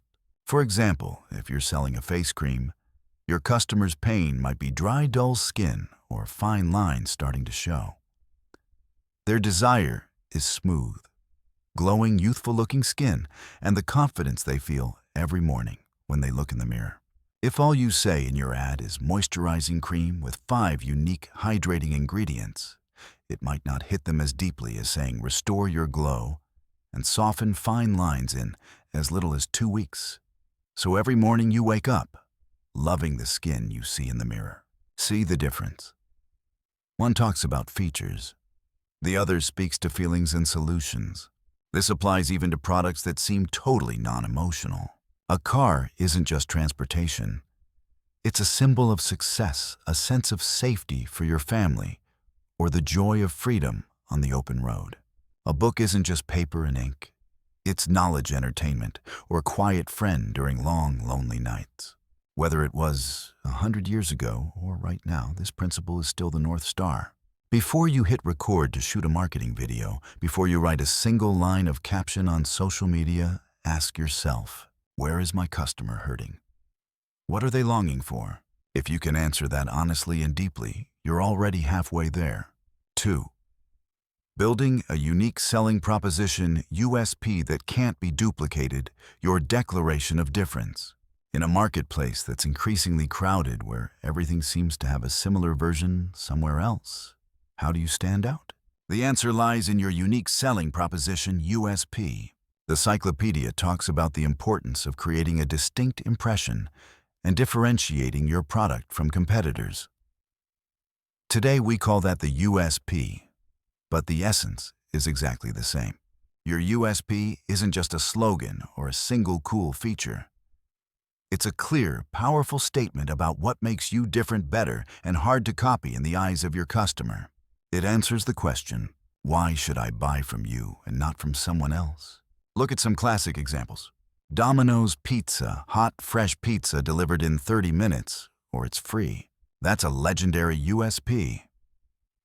They're not just selling pizza, they're selling speed and reliability. And that's not easy to copy because it requires a serious logistics system and a firm service commitment. Or take Apple with Think Different. They're not just selling computers or phones. They're selling a lifestyle, a philosophy of creativity, innovation, and standing out. Their USP doesn't live in the technical specs, even though those are good. It lives in the user experience. The elegant design and the entire ecosystem and culture around the brand. You can copy the outside look. It's a lot harder to copy the ecosystem, the culture, and the experience. To find your USP, you have to dig deep into your own business or product. What do you do better than anyone else? What do you do in a completely different way? Do you have proprietary technology? A unique production process, customer service that truly is one of a kind? Or maybe it's a story, a mission, or a value that only you can genuinely claim. When I built this YouTube channel, my USP wasn't talking about books. Plenty of people do that. My USP is probably the way I blend natural storytelling, personal perspective, and the ability to translate old-school business wisdom into a modern, approachable, conversational style. That's something I believe no one else can copy exactly. A USP isn't something you write once and forget. It needs to be reinforced, refined, and expressed through every single touch point with your customer. It's the soul of your brand. It's the promise you're making to the world. 3. The timeless power of testimonials and brand reputation. Trust is worth more than gold. We humans are social creatures. We look to others for signals before we make decisions. That's why testimonials and brand reputation have had lasting power from the days of handwritten letters to today's Instagram influencers. Our book spends many pages emphasizing the importance of building a good name and public confidence. They understood that one genuine compliment from a satisfied customer can be more valuable than a stack of self-praising ads. That's exactly what we now call social proof. Think about it. When you want to buy a washing machine, who do you trust more? A glossy TV commercial? Or the neighbor who's been using that model for years and swears by it? Chances are you'll listen to the neighbor, because they're one of us, and they have no reason to lie. Back then, testimonials might have been letters printed in newspapers or word of mouth passed from person to person. Today, they show up as 5-star reviews on e-commerce platforms, comments on social media, YouTube review videos, shout-outs and recommendations from influencers or celebrities. Different formats, same core idea. People trust the experience of other people. Brand reputation works the same way. It's not something you can just buy with ad spend. It's built through every interaction, every promise kept, every problem solved. A reputable brand is a brand people feel they can rely on. When a brand has strong credibility, customers are more willing to forgive small mistakes, pay higher prices, and even become enthusiastic advocates for you. I still remember a time I was on the fence about buying a tech product. I went online, read a bunch of reviews, and most were positive. But what really convinced me was a story from a longtime user about how the company stood by them and went above and beyond to fix an issue years after the purchase. That wasn't just a testimonial about the product, it was proof of the brand's integrity and commitment. To get powerful testimonials and build a solid reputation, you have to focus on delivering real value. Don't just sell stuff. Solve people's problems. Don't just make promises, follow through on them. And when customers are happy, don't be shy about asking them to share their experience. And that's when we realize, even though this cyclopedia has been sitting quietly on a shelf for decades, its principles on advertising and marketing are still very much alive and maybe more powerful now than ever. We've gone from deeply understanding customer pain and desire to crafting a unique, uncopyable message, and finally, to building lasting trust through testimonials and brand reputation. Today, we have AI to analyze customer data, social platforms to spread our message, and endless tools to create stunning ads. But no matter how advanced technology gets, marketing will always be a conversation between people. It's the art and science of understanding human psychology, touching emotions, and building relationships based on trust. So next time you see a commercial or when you're building your own marketing strategy, remember these old pages. Ask yourself, what pain am I really solving? What desire am I awakening? What makes me truly different? And how am I building trust? Thank you for joining me on this journey through timeless ideas. I hope this helped you see marketing in a deeper way, not just as a tool, but as a science of human behavior. If you found this helpful, don't forget to like this video, subscribe to the channel so you don't miss upcoming content, and drop a comment below with your thoughts on marketing. I always love hearing from you. See you in the next chapter. Welcome back to the channel. I'm Wealth Stories, and today we're going to break down a topic that I'm willing to bet makes a lot of people tense up a little the moment they hear it: taxes and financial obligations. I know just hearing the word taxes can bring up images of boring forms, endless numbers, and a whole lot of anxiety, right? But don't worry. As always, my mission here is to turn topics that feel heavy and intimidating into something you can actually understand and maybe even feel good about handling. Today we're opening up Chapter 8 of Cyclopedia of Commerce Accountancy, Business Administration, V04 of 10. The book we've been exploring together. Even though this book is over a century old, the principles it talks about around financial obligations are still surprisingly relevant. The specific laws and rules have changed, sure, but the core ideas are the same. Our goal today is to decode this burden and turn it into a natural, manageable part of doing business. I want you to see taxes not just as an obligation, but as one of the key pillars that keeps your business safe and sustainable over the long haul. 1. The basic types of taxes every small business owner should know. If you're going to play the game, you need to know the basic rules. When you're just starting out, whether it's a small coffee shop, an online store, or a service-based startup, the world of taxes can feel like a maze. But don't panic. For most small businesses, especially in the US or similar systems, you'll mostly be dealing with a few core types of taxes. Let's walk through them together. Sales tax, or VAT. Depending on your country, this is probably the tax you'll run into the most, both as a business owner and as a consumer. Sales tax is added to the price of goods and certain services when they're sold to the end customer. Personal note.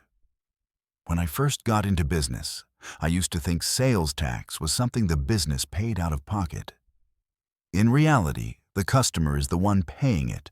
You're just the person collecting it and sending it to the government.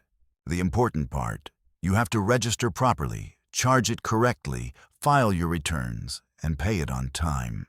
And if your business qualifies for simplified rules or special thresholds, make sure you actually know that, so you don't overpay or underpay by mistake. Business income tax, corporate or small business income tax. As the name suggests, this is the tax on the profit your business makes. In simple terms, you take your total revenue and subtract all your legitimate business expenses, rent, payroll supplies, marketing software, etc. What's left, your net profit, is what gets taxed. Personal note. I remember when I first studied accounting, the idea of legitimate deductible expenses gave me a headache. Where's the line? Quick rule of thumb. If it's an ordinary and necessary expense directly related to running your business, and you have clear receipts or invoices, it's probably deductible. Good documentation is your shield. Personal income tax. Self-employment and payroll taxes. If you have employees, or even if you're paying yourself a salary through your own company, those wages are subject to personal income tax. In the US, that usually means withholding income tax from employees' paychecks, paying Social Security and Medicare taxes, payroll taxes. If you're self-employed, paying self-employment tax on your share of the profit. The specific structure depends on whether you're a sole proprietor, LLC, S, Corp, etc. But the bottom line is money you earn personally is taxed separately from the business. Business license fees. Local business taxes. Many cities, counties, or states require an annual business license or franchise fee. It's often a fixed amount or based on your revenue level. It's basically the recurring cost of being official and allowed to operate. Other more specialized taxes, less common, but good to know. Depending on your industry, you might also run into excise taxes, alcohol, tobacco, gasoline, luxury goods, certain services, property tax on buildings or land owned by your business, environmental or resource-related fees in certain industries. But for most everyday small businesses, the main players are sales tax business, income tax, and payroll (STAS) personal income taxes. Knowing these basic types of taxes is like reading the rule book before you start playing a game. You'll know what to expect, what you need to prepare for, and most importantly, you won't be blindsided by hidden rules later. 2. Legal tax planning to maximize profit. Taxes aren't just a burden, they're a financial strategy. Now this is where things get interesting. A lot of people think paying taxes is just whatever the government says I owe, I just pay it. That mindset is a mistake. Our goal is to obey the law and at the same time optimize profit through smart legal tax planning. I want to highlight the word legal here because the line between tax planning and tax evasion can get very thin. And crossing that line is the last thing we want. So how do you plan your taxes in a smart way? Understand deductions, credits, and incentives. This is your most important weapon. Governments often offer tax breaks to encourage certain activities like investing in technology, creating jobs, going green, or supporting small businesses. In the U.S., that could look like deductions for home office use, credits for hiring certain types of employees, accelerated depreciation for equipment, R&D tax credits for innovation. On top of that, everyday business expenses, payroll, rent, software, advertising supplies, professional services are usually deductible if they're documented and ordinary for your type of business. Personal note: I have a friend who missed out on a major tax credit available for tech startups simply because he didn't know it existed. When he finally found out years later, he was sick over how much he could have saved. Lessons: stay informed. Tax law changes, and sometimes in your favor. Choose the right tax structure and filing method. In the U.S., the way you set up your business sole proprietorship partnership, LLC, S corporation, C corporation, has a huge impact on how you're taxed and how you can optimize. Some structures allow income to pass through to your personal tax return. Others are taxed at the corporate level. Picking the right one for your size, risk level, and goals can save you serious money over time. Manage cash flow and timing of expenses. Sometimes the timing of big purchases or expenses like buying equipment, investing in a marketing push, or paying year-end bonuses can affect how much profit is taxed in a given year. This doesn't mean gaming the system, it means being intentional. Do you buy that new machine in December or January? Do you prepay certain expenses this year or next year? Smart timing can smooth out cash flow and optimize your tax bill. Talk to a professional. This is my most honest, practical advice. Even experienced business owners need help. A good accountant, CPA, or tax advisor won't just keep you compliant. They'll point out opportunities you didn't even know existed. Personal note: don't think of paying for accounting or tax advice as another expense. Think of it as an investment, one that often pays you back in tax savings, peace of mind, and time you get to use growing the business instead of drowning in forms. Think of tax planning like playing chess.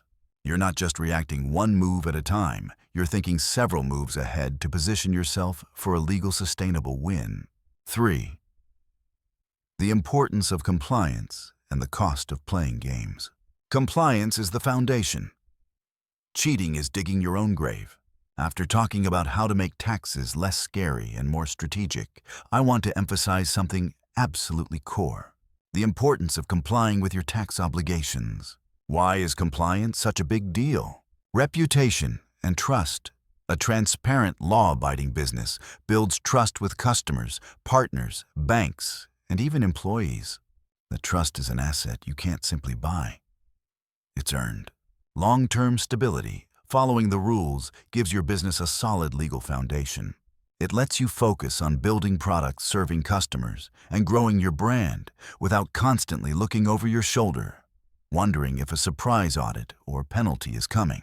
Contributing to society. At the end of the day, taxes fund public infrastructure, schools, healthcare, safety, and more. Paying your fair share is part of being a responsible member of the community and the economy you benefit from. Now let's talk about the dark side, what happens when you try to dodge taxes. I get it, and the temptation to cut corners can be real, especially in the early days, when every dollar feels like life or death. But I truly believe this: the price you pay for cheating on taxes will always be higher than whatever you thought you were saving. Here's what you risk: fines and interest. This is the most common consequence. You can be hit with penalties for underpayment or late payment, interest that keeps growing until the balance is settled, For a small business, those penalties can easily climb into the tens of thousands or even hundreds of thousands of dollars. That's a serious financial hit. Reputational damage. If your business is caught cheating on taxes, your reputation takes a huge blow. Customers may walk away. Partners may back out. Talented people may not want to work for you. In a world where information spreads at the speed of a tweet, one scandal can crush a brand. Legal trouble, even criminal charges. In more serious cases, tax evasion isn't just a civil issue, it can become a criminal one. Business owners and executives can face prosecution and even jail time. Nobody wants to picture themselves in that scenario, but it is a very real risk if you knowingly cross the line. Lost opportunities. A business with a shaky tax record will have a hard time getting bank loans, qualifying for government contracts, working with larger, more reputable partners, expanding internationally. My philosophy is simple. I'd rather move slower and steady than sprint fast and crash hard. Compliance may feel like extra work early on, but it's your ticket to building something that actually lasts. Don't trade the long-term safety and future of your business just to shave off a little tax in the short term. Taxes aren't the enemy, they're part of the game. So there it is. Chapter 8. Taxes and financial obligations might look dry at first glance, but through the lens of this old cyclopedia and a modern perspective, I hope it already feels a lot more approachable. Remember these 3 core ideas. 1. Know the rules of the game. Understand the basic types of taxes that apply to you. 2. Play smart. Use legal tax planning to optimize your profit. Don't just overpay out of fear or ignorance. 3. Play fair. Stay compliant so you can build a strong, trustworthy, long-lasting business and stay far away from legal landmines. Taxes are not a monster hiding under the bed. They're an unavoidable part of doing business, and when you understand them and manage them well, they become just another tool in your toolkit. Don't let fear of taxes hold you back. Face them. Learn them. Turn them into an ally in your growth. Do you have any questions about taxes? Or maybe you've got your own stories or little tips you'd like to share with the community. Drop them in the comments below. I'd love to hear your experiences. Welcome back to the channel where we dig into timeless ideas from classic business books. Today, we're diving into a crucial part of any company. You could call it the skeleton of every business and organization, its structure and operating system. We're opening up Chapter 9, Business Organization. The skeleton of the company from Cyclopedia of Commerce, Accountancy, Business Administration, verses 04 of 10. This chapter isn't just dry theory. It gives us a deep look at how a company is built, how it stands firm, and how it grows. Picture it like this. You've got a brilliant business idea. You've got a breakthrough product. But if you don't have a solid structure and a well-run operating system, everything can collapse just like a house without a foundation. Our goal today is to break down different types of business structures and talk about why building an effective operating system is so important.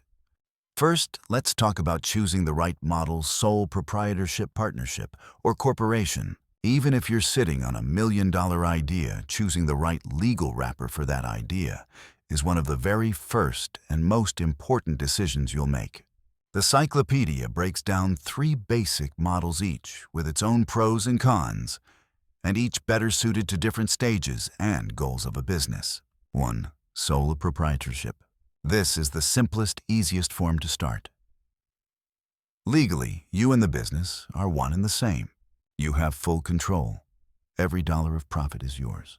Honestly, when I first started this YouTube channel from a legal perspective, it was basically like a sole proprietorship.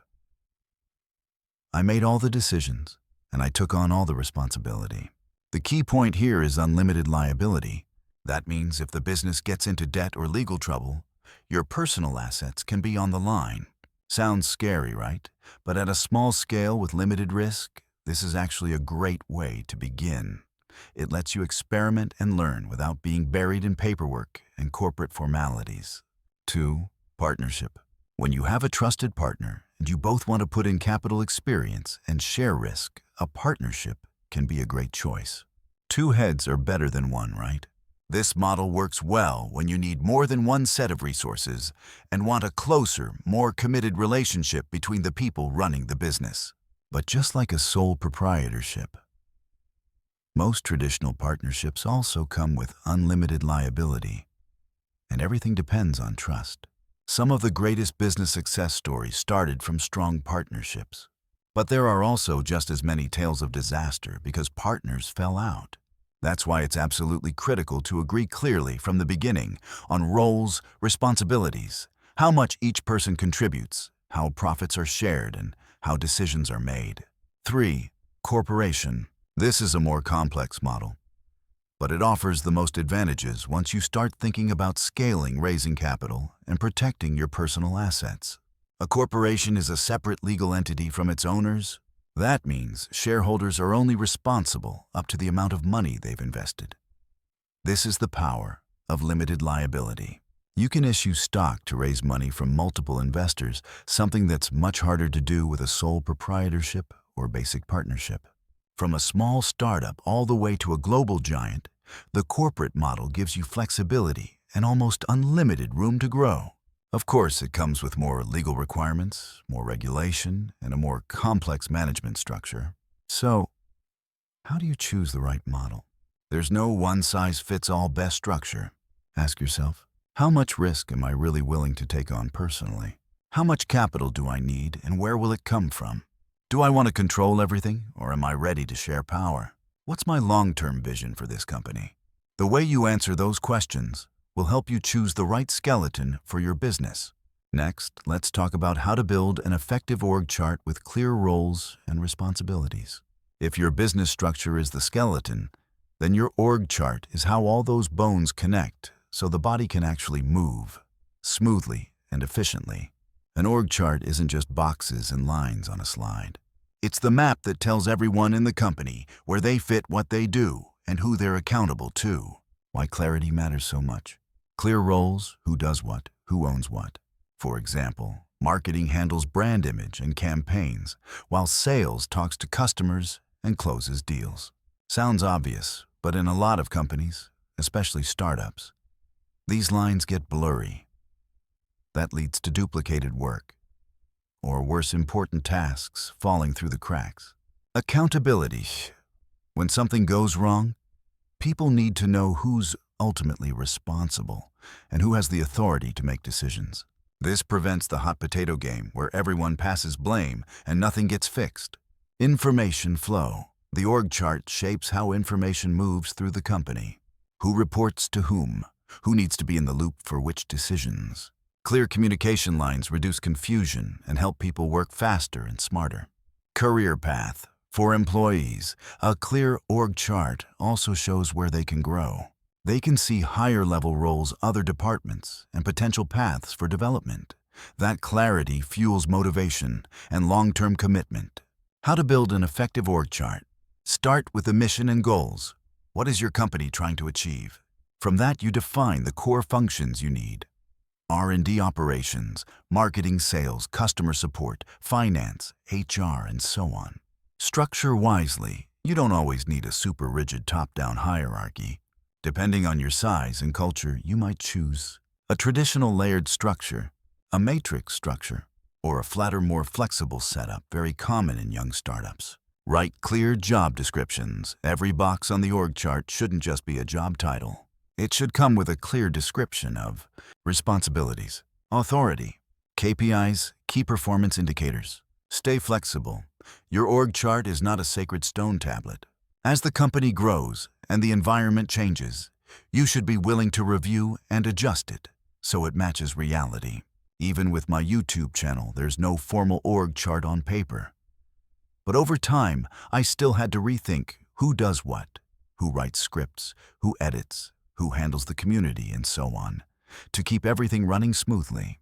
And finally, one of the golden principles that frees leaders from day-to-day chaos and empowers the team is the principle of delegation.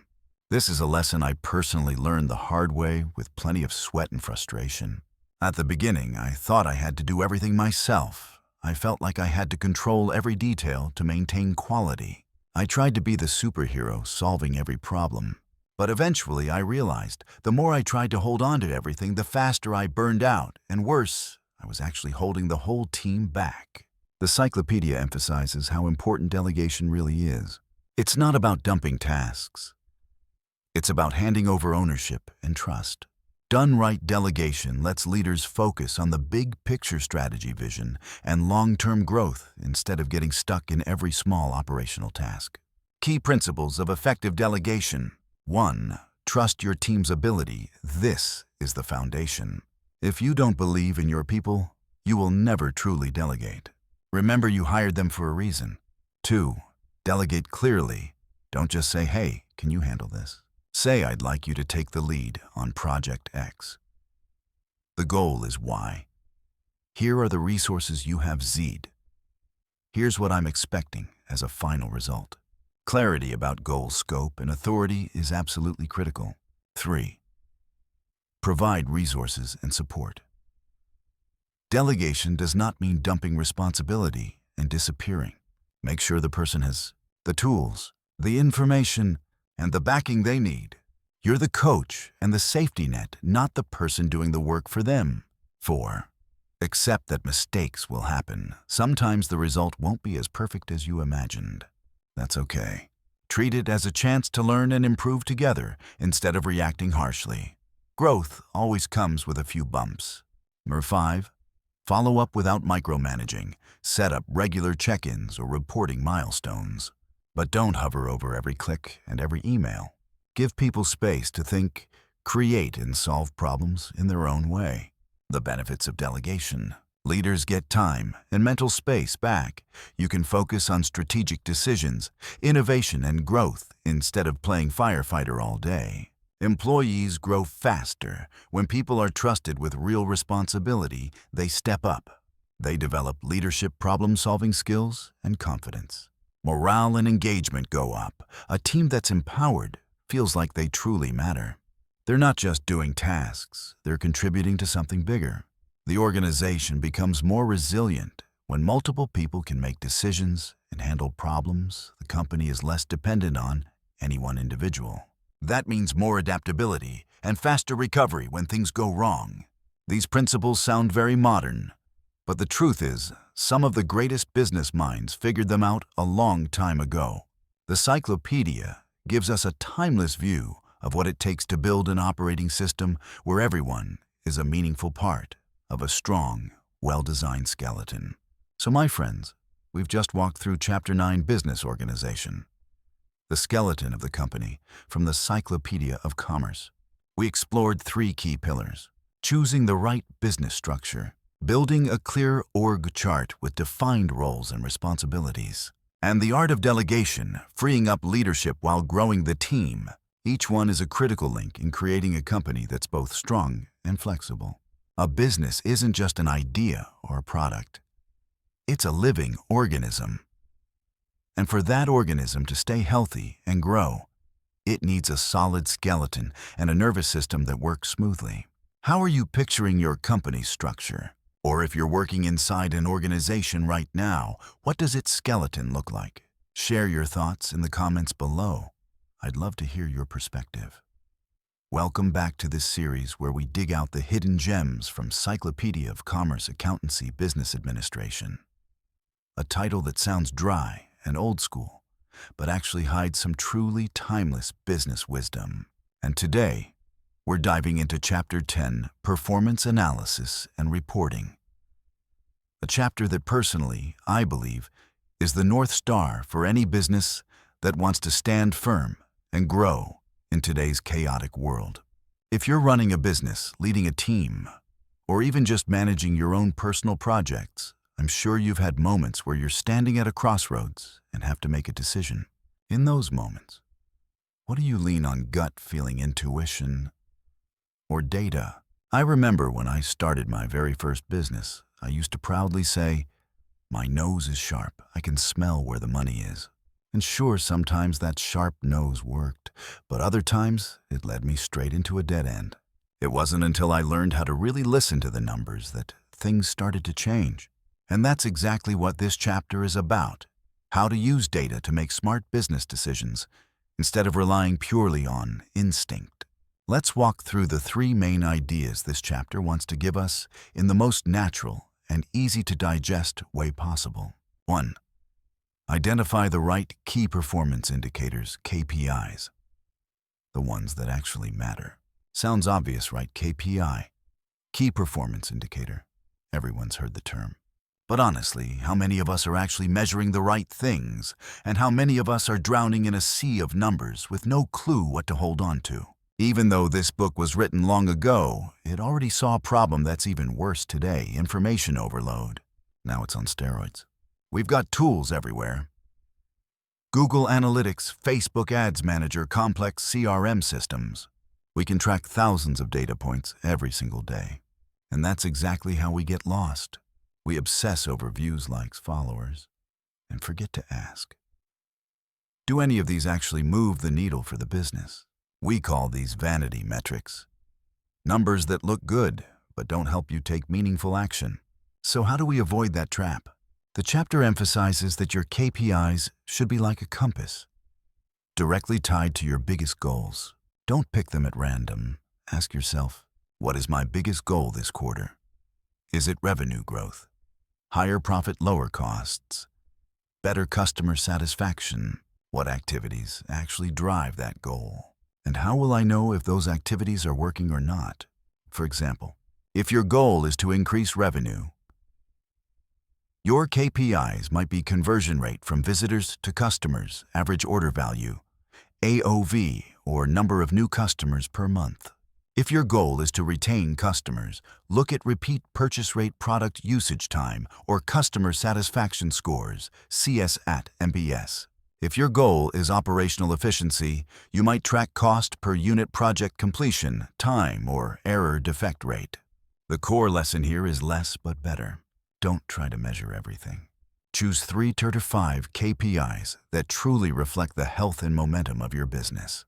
These should be numbers you can look at daily or weekly and instantly know, where am I and what do I need to do next?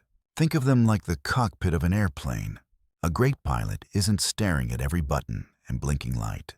They focus on the few critical instruments that keep the flight safe and efficient. 2. Create internal reports that are simple, clear, and action-driven. Once you've nailed your KPIs, what's next?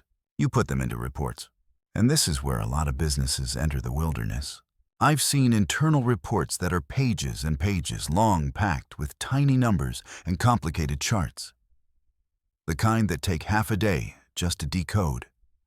And at the end, no one knows what to do with them. The book calls these kinds of reports a data graveyard. A place where information gets buried and never used to actually drive decisions. A good report is not a museum piece. It's a decision-making tool. To create reports that are truly useful, the book gives a few golden rules that still apply 100% today. Simplicity is key. Use clear language. Avoid unnecessary jargon. Visualize the data. Use simple charts and graphs instead of giant walls of raw tables. A simple line chart showing monthly revenue trends is far easier to grasp than 20 rows of numbers in a spreadsheet. Match the report to the audience.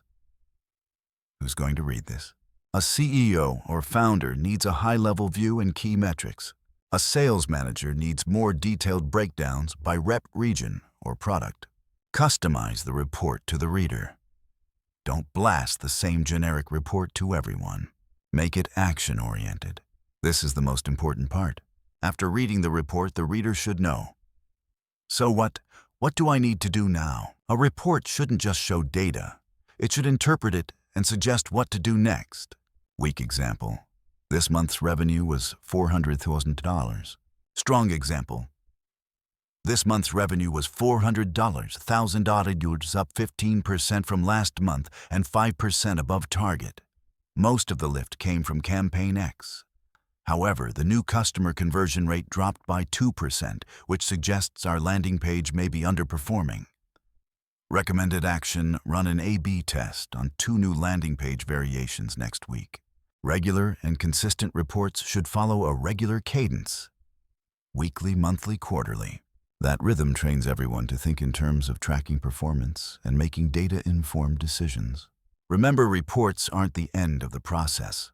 They're the starting point for conversations, decisions, and course corrections. Treat them as a living tool, not a dead document. 3. Build a continuous measure, analyze, improve loop. This is probably my favorite part of the entire chapter, because you can have KPIs and great reports.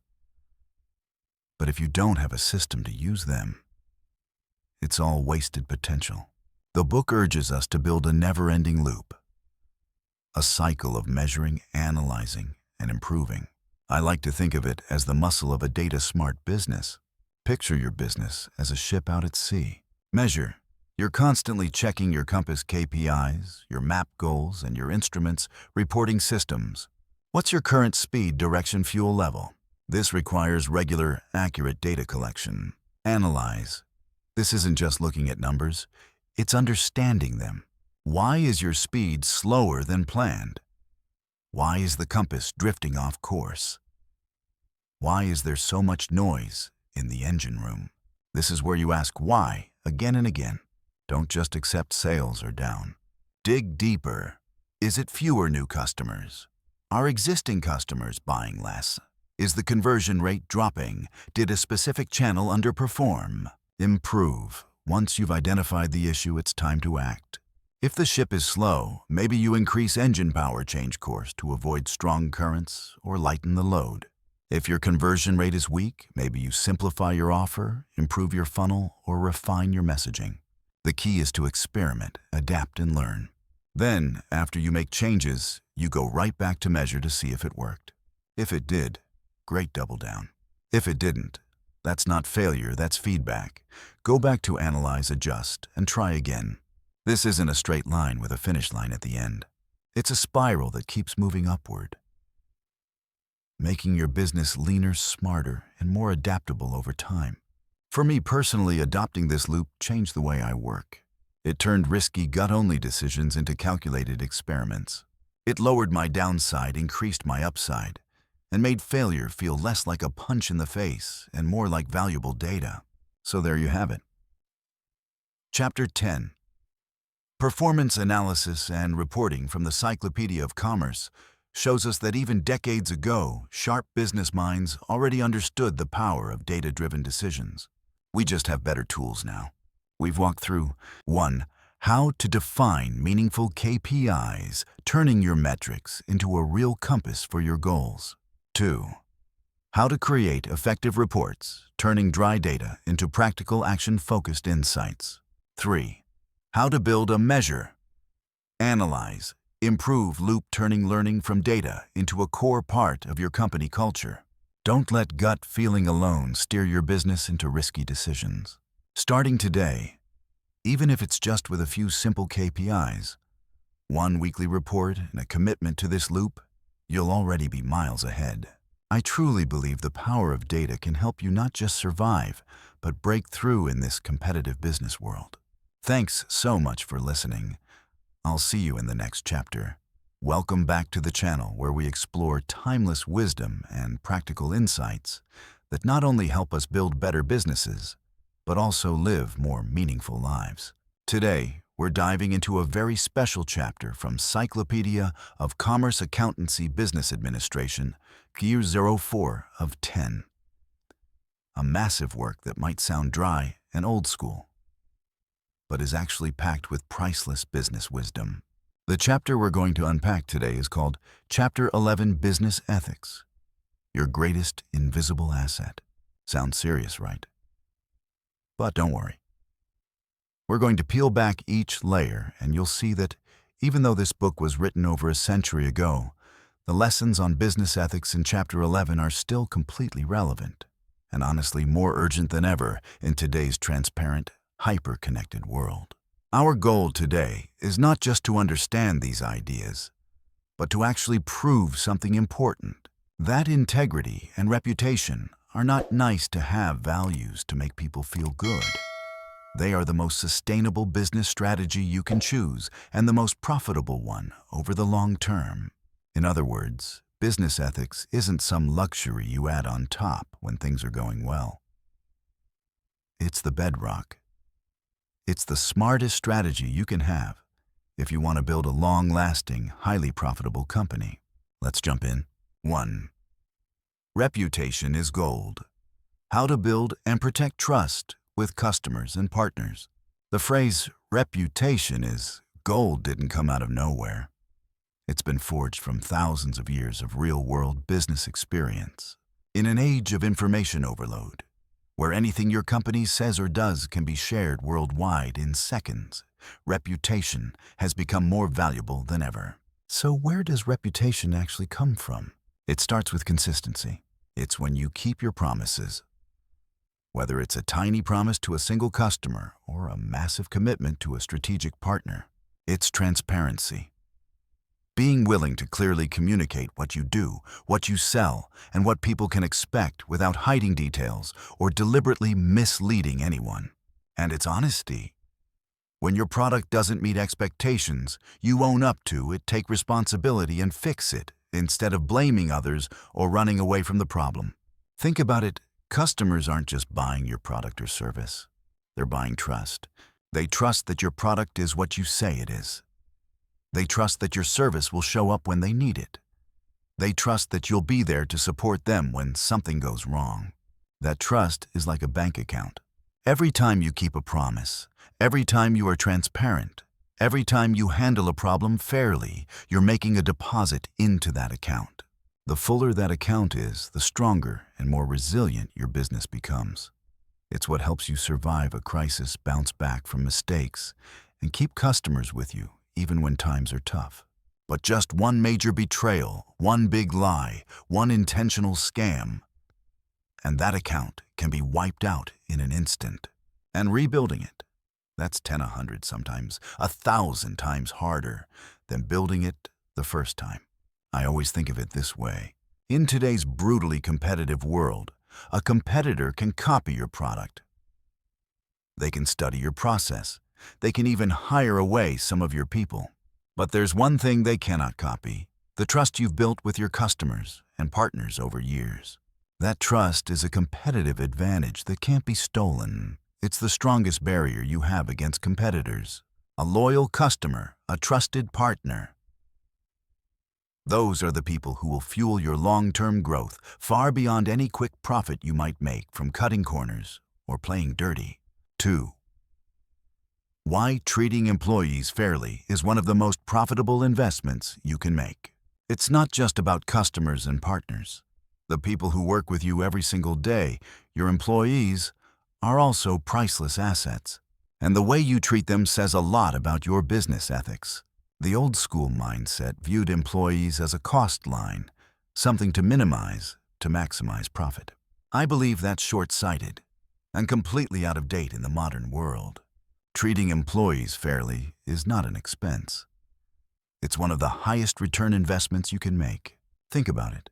An employee who feels respected, treated fairly, and given real opportunities to grow doesn't just do their job. They care. They don't just complete tasks. They go above and beyond. They bring new ideas. They solve problems with energy and creativity. And they stick around. Fair treatment shows up in a lot of ways. It's a transparent, fair compensation system that matches their skills and contributions. It's creating a workplace that's safe, healthy, and free from discrimination. It's investing in their growth through training, coaching, and clear opportunities for advancement. When employees are happy and feel respected, they become your best brand ambassadors. They talk about your company in a positive way. They attract other talented people to join. And most importantly, they pour that positive energy into every product they build, every customer they serve, every interaction they have. On the flip side, a toxic work environment, where people are overworked, underpaid, or treated unfairly, will show up as low productivity, high turnover, constant recruiting and training costs, and eventually a seriously damaged reputation. You see the profit from treating employees fairly doesn't just show up in neat little numbers in your payroll report. It shows up in their dedication, their breakthrough ideas, the stability and strength of your team, and the way your brand quietly rises in value over time. That's the kind of long-term return on investment that's both sustainable and deeply meaningful. 3. Social responsibility. Building a business you can be proud of. And finally, when we talk about business ethics, we can't ignore social responsibility. At first glance, a lot of people see this as a burden, something extra a company does once in a while for PR or charity. But more and more, we're realizing that corporate social responsibility, CSR, is not about doing a few symbolic good deeds.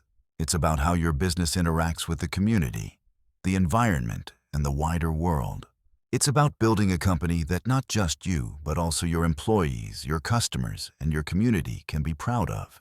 Social responsibility can show up in many ways: reducing your negative impact on the environment, cutting emissions using renewable energy, managing waste responsibly, contributing positively to the community, supporting education, healthcare, local development, volunteering, making sure your supply chain is ethical and sustainable. No exploitation, no child labor, fair working conditions, responsible sourcing. Why does this matter for profit? Because there's been a clear shift in consumer behavior. Today's customers, especially Gen Z and millennials, care a lot more about who they're buying from. They want brands that stand for something, brands that are responsible, brands whose values match their own. They're often willing to pay more for eco-friendly products or for goods that come from companies that give back and do the right thing. A business that chases short-term profit while ignoring social responsibility is basically building a house on sand.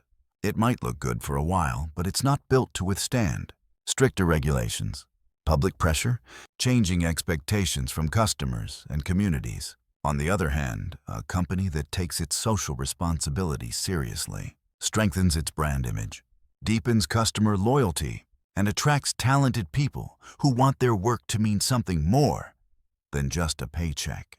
It gives your company something people call a social license to operate, the acceptance and support of the community around you. And that's incredibly important for long-term growth.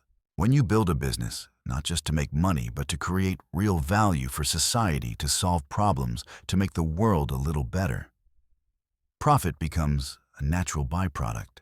It becomes a reward for the value you're adding, not the only goal. That's how you build a business you can truly be proud of, one that leaves behind a meaningful legacy. So we've just walked through the 3 major pillars that Chapter 11, Business Ethics, your greatest invisible asset, wants to highlight. 1. Reputation is gold. How you build and protect trust with customers and partners. 2. Treating employees fairly is a high-yield investment. It drives loyalty, innovation, and long-term performance. 3. Social responsibility isn't just an obligation. It's a key factor in building a sustainable, future-proof business. You can see that even though Cyclopedia was written long ago, its lessons on business ethics are still perfectly relevant. Maybe even more true today. Integrity, transparency, fairness. These aren't burdens. They are the most powerful strategic tools you have for building a strong, trusted, highly profitable company over the long run. They are the foundation for customer loyalty, employee dedication, and community support. In business, you can always choose the shortcut, the quick win, the gray area, the short-term profit. But that road is usually short and full of hidden landmines. Or you can choose the sustainable path, building your company on ethical values and integrity. That second path might feel slower at the beginning, but it's the one that leads to long-lasting success, real respect, and a legacy you're proud to leave behind. It's not just about profit. It's about who you become and what you leave behind. I hope this breakdown has given you a deeper perspective on just how important business ethics really is. Take these ideas and weave them into your own journey. whether you're starting a business, growing one, or leading a team. If you found this video helpful, don't forget to like, share, and subscribe so you don't miss the next deep dives. I'll see you in the next chapter. Wishing you a productive, meaningful, and inspired day.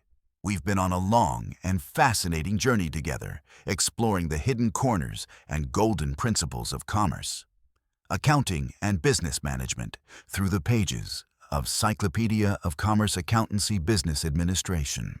From the most basic concepts to more complex strategies, we've been building a solid foundation step by step. And now we've arrived at the final chapter of this journey. A chapter that isn't just an ending, but a doorway into the future. Chapter 12, Reinvestment and Sustainable Growth. If you asked me what truly separates a business that succeeds for a moment from one that becomes an enduring empire, the answer is right here in this chapter. It's not just about earning a profit. It's about how we use that profit to create a continuous growth engine. A cycle that keeps turning, keeps compounding, and ultimately builds a real legacy. Let's dive into these final core insights together. 1. Retained earnings fuel for your growth engine. Profit. That's a word everyone loves to hear. When a business earns a profit, it's a moment worth celebrating. But it's the next moment that really decides your future. What are you going to do with that money? Pay it all out as dividends? Blow it on nice-to-have luxuries, or keep a meaningful portion and reinvest it? The Cyclopedia, written more than a century ago, emphasized a truth that hasn't changed at all. Retained earnings are the single most important fuel for your growth engine. Think of it like this. You've just finished an incredible marathon, and you're handed a big bottle of energy drink. Are you going to chug the whole thing on the spot just to satisfy your thirst right now? Or will you set some of it aside to keep training to prepare for the next race? To maybe even build yourself a better gym so you can keep getting stronger? Retained earnings, or undistributed profit, are the portion of your earnings that the company chooses not to pay out to shareholders. Instead, you keep that money inside the business and reinvest it into your own operations. This is your self-funded capital, your internal engine. It gives you financial independence. It helps you avoid taking on expensive debt. It lets you grow without constantly diluting ownership by issuing more equity. I've seen so many companies, big and small, fall into the trap of burning through their profit the moment it appears. They expand too fast, with no real plan. They spend on things they don't really need. Or they simply never think beyond this quarter's financial report. Then the market shifts. A new competitor shows up. They suddenly need capital for a new product or a new direction, and they have nothing set aside to respond.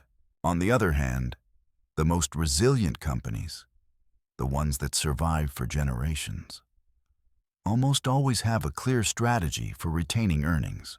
They use those profits to upgrade equipment, expand facilities, invest in R&D, train their people, or simply build a strong reserve. They are planting seeds for future harvests, not just stripping the field bare and leaving the soil empty. This isn't just a line item on the balance sheet. It's a philosophy. It's patience. It's vision. It's a deep belief in your own long-term potential. 2. Smart expansion strategies. New markets, new products. Once you've built up solid fuel in the tank through retained earnings, the next question is, where do we go from here? What do we do with that fuel? This is where smart expansion comes in. Not just expansion for the sake of bragging. Expansion that's strategic, thoughtful, and rooted in reality. The Cyclopedia lays out the fundamentals of expansion, and they're still spot on today.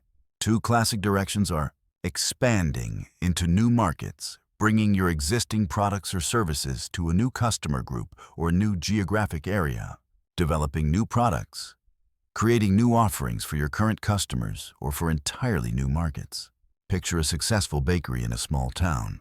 Instead of blindly opening 10 identical bakeries on the same street until the market is saturated, a smarter expansion strategy might look like this. New markets open a second location in a neighboring town where the customer profile is similar, but there aren't many high-quality options yet. That means doing real homework, understanding local culture, buying behavior and competition, new products. Using the recipes and expertise you already have, you might develop a line of savory pastries, ice cream, or even specialty coffee drinks to serve a wider range of needs from your existing customers. That requires investment in R&D product testing and listening closely to feedback. The key word here is smart. This is not about taking a blind leap. It's about careful market analysis, honest risk assessment, and a clear understanding of your core strengths. Do you really have the resources to compete in that new market? Do you have the team and capabilities to develop a totally new product line? I believe that truly smart expansion always rests on 3 pillars. 1. Know your customer. What do they really need? What's missing in their world? 2. Know yourself. What are your strengths, weaknesses, and core competencies? What do you do better than most? 3. Know the market. What trends are unfolding? Who are the competitors? Where are the gaps you can realistically fill? When you combine retained earnings with a smart expansion strategy, it's like having a sturdy ship your capital and a detailed map your strategy as you set out to explore new opportunity-rich territories. 3. Long-term thinking. The goal isn't next quarter's profit, it's the next 10 years of value. This might be the most important and most challenging point of the entire journey. We live in a world where everything moves fast. Investors want results every quarter. The market rewards short-term spikes. So holding on to a truly long-term mindset is incredibly hard. The Cyclopedia was written in a much slower era in many ways, but its philosophy about long-term vision still hits hard today. A company's goal shouldn't be limited to maximizing profit this quarter or even this year. The real goal is to create enduring value, something that can thrive over the next 5, 10, or even 50 years. Look at some of the world's most iconic companies. Whether it's tech giants like Apple, Amazon, Google, or long-standing traditional brands that have been around for a century or more, they survived and flourished because they were willing to sacrifice some short-term profit in order to invest in long-term strength, research and development, R&D. Investing billions into new technologies and products may not pay off immediately, but it lays the groundwork for future innovation and competitiveness. Training and talent development. Building a highly skilled, deeply capable team is priceless. Yes, courses, workshops, and coaching cost money, but they pay off through better performance, higher quality, and stronger loyalty. Brand building, advertising, PR, community involvement. All of these build a powerful, trustworthy brand. You can't judge the value of a brand by one quarter's profit, but it's the key to customer loyalty and premium pricing over the long haul. Infrastructure upgrading plants, systems, technology, and supply chains might feel expensive now, but they cut operating costs and boost efficiency in the years ahead. If you asked me what the single biggest lesson is from this whole journey with the Cyclopedia, I'd say it's this: think long term.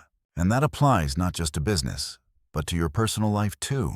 Do you want a quick payout right now, or do you want a stable, meaningful career and a secure future? Do you want momentary thrills, or do you want deep, lasting relationships and a life you're proud of? Legacy is not just a number on a balance sheet.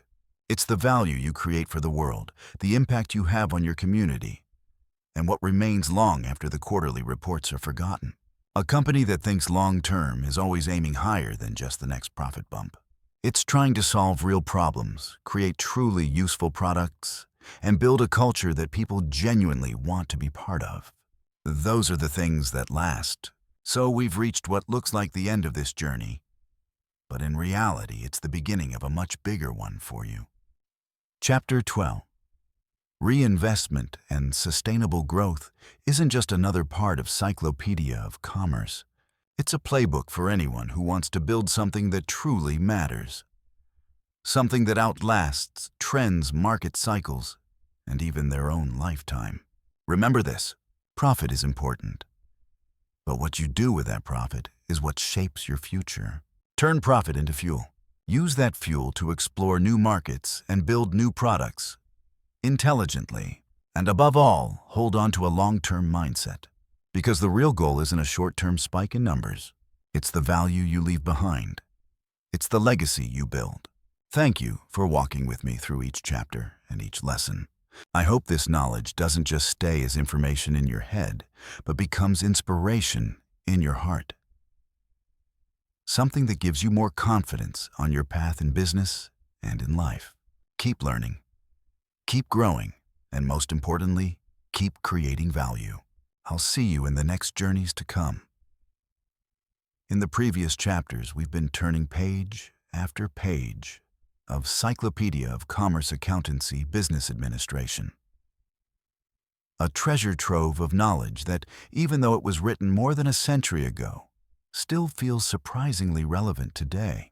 We've talked about business mindset, resilience, and foundational principles. But knowledge on its own is only potential power, right? It's like a precious seed. If you never put it in the ground and take care of it, it's never going to grow. My goal today is to help you graduate from this encyclopedia course. Not with some dry written exam, but with a practical action plan you can start using right away to create real change in your life and your work. Think of this as your hands-on graduation project, where you turn big ideas into small, concrete, doable steps. We're going to walk through a 7-day action plan together. Each day, you'll set aside a bit of time to complete one simple but powerful task. This is not about dramatic overnight transformation. Very often, the deepest, most lasting changes come from small actions done consistently. Are you ready? Grab a notebook and a pen or open your favorite notes app. Let's dive in. Day 1 and 2. Do a 1-hour financial audit of your personal finances or small business. Sounds a little dry, doesn't it? But this is the foundation. The Cyclopedia puts a huge emphasis on accounting and financial management. Because you simply cannot run a business or even your personal life effectively if you don't know where your money is coming from and where it's going. Why just 1 hour? Because I want this to be realistic and not overwhelming. We tend to procrastinate on this stuff because it feels complicated and time-consuming. But trust me, just 60 minutes of focused attention can give you a much clearer picture. What will you do in this 1 hour? For personal finances, open a simple spreadsheet or use a personal finance app. Mint, YNAB, Monarch, or whatever you like. Write down all of your income from the past month and the major categories of your spending. You don't need to track every single latte. Just start with the big buckets: rent, mortgage, utilities, food, transportation, entertainment, savings, debt payments. The goal is to sketch out a big picture view of your cash flow for a small business or side hustle. If you're running a small business, freelancing, or even just selling online as a side gig, do the same thing. List your total revenue and your total expenses, materials, marketing, shipping tools, software, contractor, or employee costs, if any. Don't stress about using perfect accounting terms. At this stage, you just need to know how much is coming in and how much is going out. I remember when I used to avoid opening my bank statements. It felt like opening Pandora's box. But eventually, I realized the lack of clarity was actually more dangerous than any number on the page. Once I started setting aside 1 hour a month to audit my finances, even with just rough numbers, I began to see leaks, useless spending, and better opportunities to save or invest. It's like flipping on the light in a dark room. Suddenly, everything becomes easier to navigate. Your action: pick a time slot within the next 48 hours, put it on your calendar, and commit to doing this mini audit. And yes, a good cup of coffee and a quiet spot definitely help. Day 3. Write down the USP, unique selling proposition, for yourself or your product. Once you've got a clearer view of the money side, it's time to look at the value you create. Throughout the Cyclopedia, there's a constant emphasis on understanding the market and knowing your position in it. In today's competitive world, having a clear USP isn't optional. It's survival.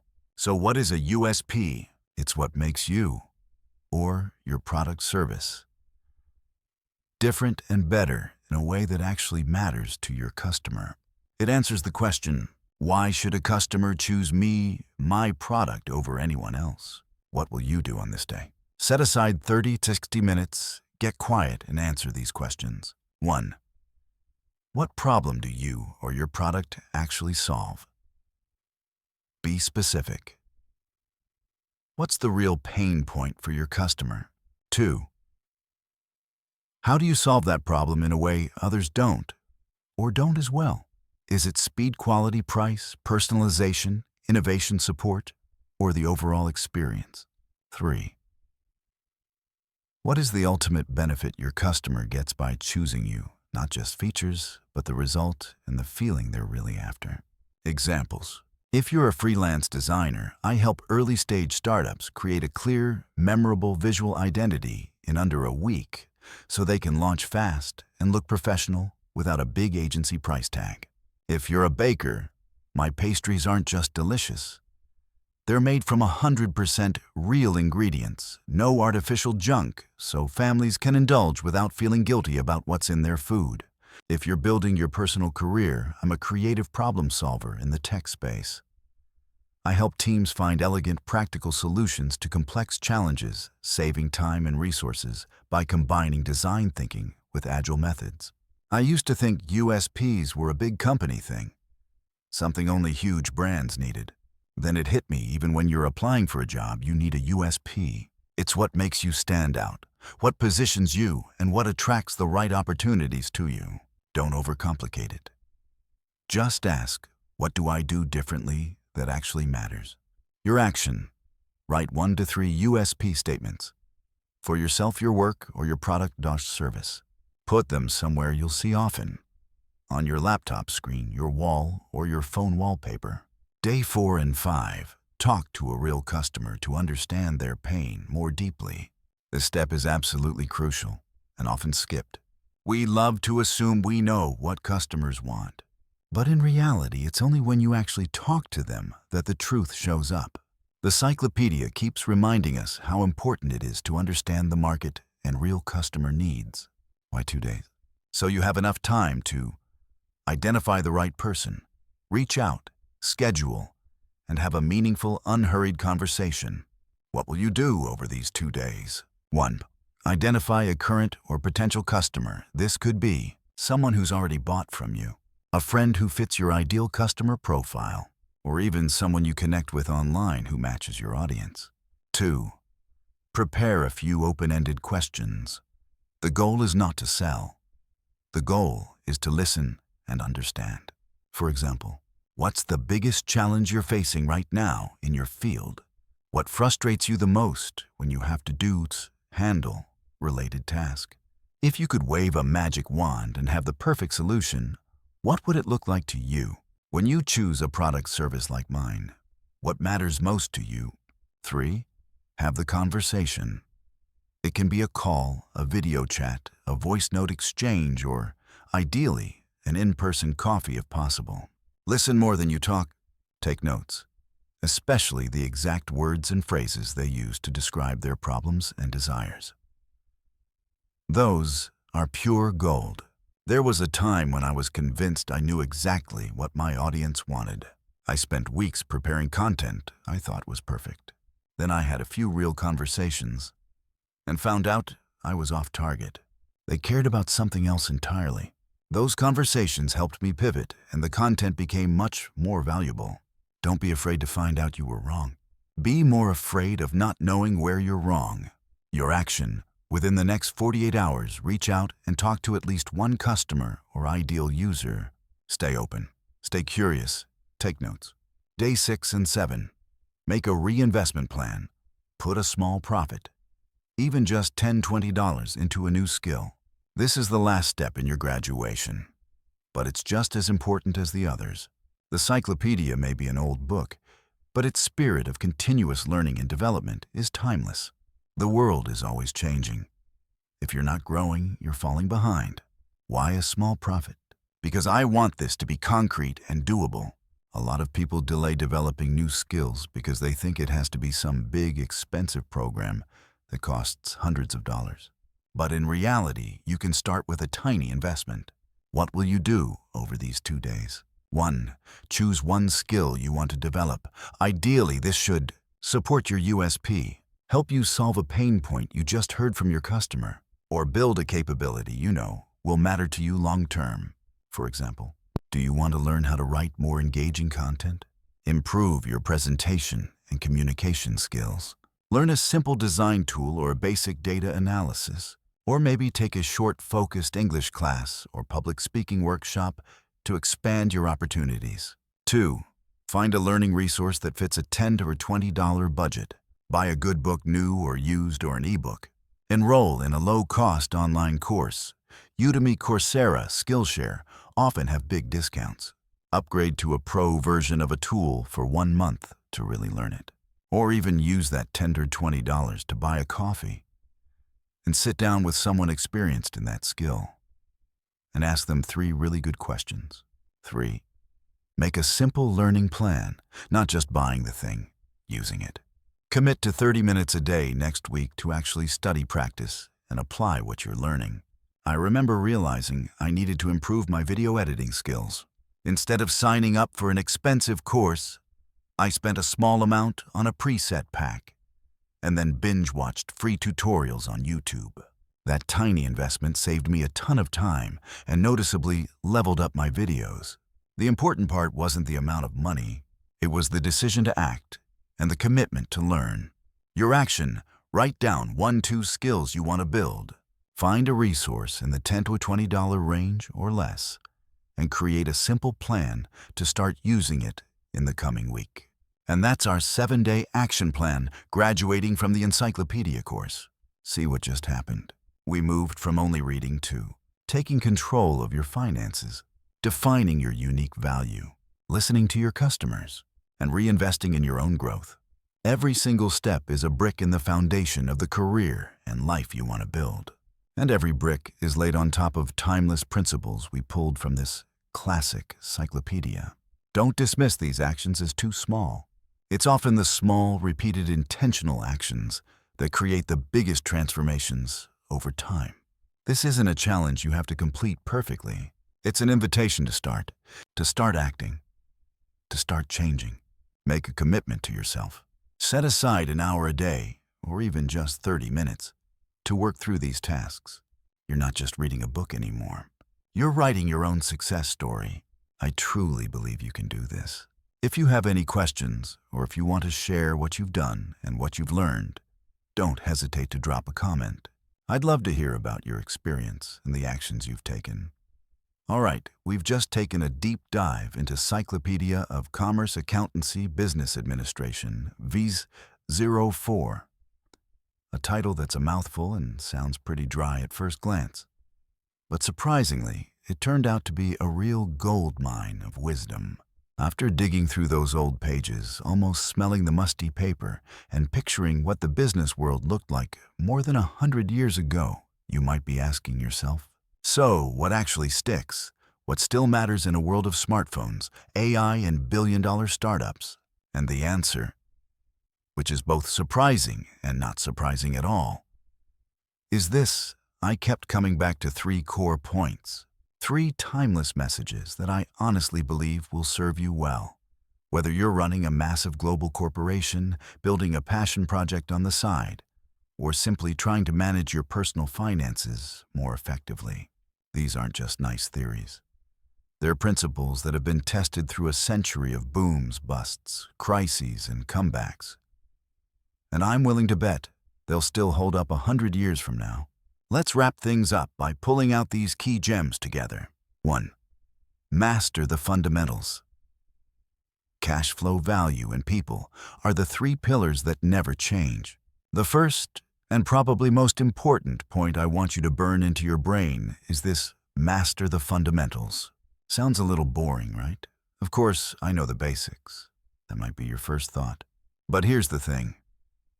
In a world where everything changes at lightning speed, Where trends come and go faster than a TikTok clip, there are a few lighthouses that never move. This book, despite living through more than a century of economic ups and downs, points to those three pillars very clearly: cash flow, value, and people. Let's start with cash flow. Whether you're selling physical products, digital services, online courses, or even some insanely priced NFT that just dropped, cash is still king. It's the bloodstream of any business. Positive cash flow is oxygen. The book breaks down how to track it, manage it, and optimize it. And no matter how advanced our accounting software gets, or how much AI we throw at dashboards, the core principle never changes. Over time, more money needs to be coming in than going out. Without healthy cash flow, even the most brilliant idea is on life support. It's as simple and as brutal as the fact that you need air to breathe. 100 years ago, they already knew this. And today, we're still relearning that same lesson over and over. Next up is value. In an era of bubbles, hype cycles, and sky-high valuations based more on potential than reality, truly understanding value is more important than ever. Value isn't about flashy promises or temporary buzz on social media. Real value comes from what problem you actually solve for your customer, what concrete benefits you bring to your community or market, whether your product or service holds up and matters over time. Business owners in the late 1800s and early 1900s understood this to survive and grow. You have to create real value, not just clever marketing campaigns or noisy ad blitzes. And that truth has never gone out of style. Finally, and just as importantly, we have people. No matter how advanced AI becomes, no matter how automated our factories or workflows get, people are still at the center of every business and every organization. From the customers who trust you, to the partners who stick with you through tough times, to the employees who show up every day and put in the work. How you treat them, how you build relationships, how well you understand their psychology and motivation. All of that determines whether you ultimately win or lose. This cyclopedia dedicates a lot of pages to topics like personnel management, business ethics, and the importance of mutual trust. And what's wild is the principles it lays out about effective communication, leading by example, and building strong teams are almost identical to what you'll hear in expensive MBA programs and leadership seminars today. People are the root of all lasting prosperity. 2. Discipline is the key. Long-term success comes from consistent financial and managerial discipline. The second big theme this book keeps hammering home, and one that really sticks with me, is this: discipline is the key to sustainable success. It doesn't sound very glamorous, does it? We love hearing about overnight success stories, bold bets that change everything in one dramatic move. But reality doesn't usually work that way. Enduring success doesn't come from one lucky gamble or one heroic decision. It comes from disciplined financial habits and disciplined management practice day in, day out, over and over again. Think of it like going to the gym. You don't get in great shape from one insane workout that leaves you collapsed on the floor. You get there by showing up consistently, training smart, eating right, and resting well over a long period of time. Business works the same way. Financial discipline. Things like building a real budget, tracking your spending, honestly saving with intention, and investing based on analysis instead of emotion, can seem boring and tedious. But it's exactly that discipline that keeps you from hitting the no oxygen point we just talked about.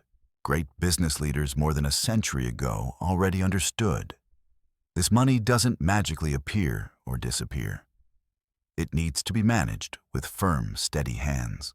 In the same way, managerial discipline is about building clear processes and systems for your team, delegating responsibilities effectively so work doesn't bottleneck, regularly reviewing performance, spotting problems early, and making adjustments. This old book doesn't use modern buzzwords like agile or scrum, but the spirit is the same. Break big goals into smaller steps, execute consistently, review the data honestly, adjust when needed.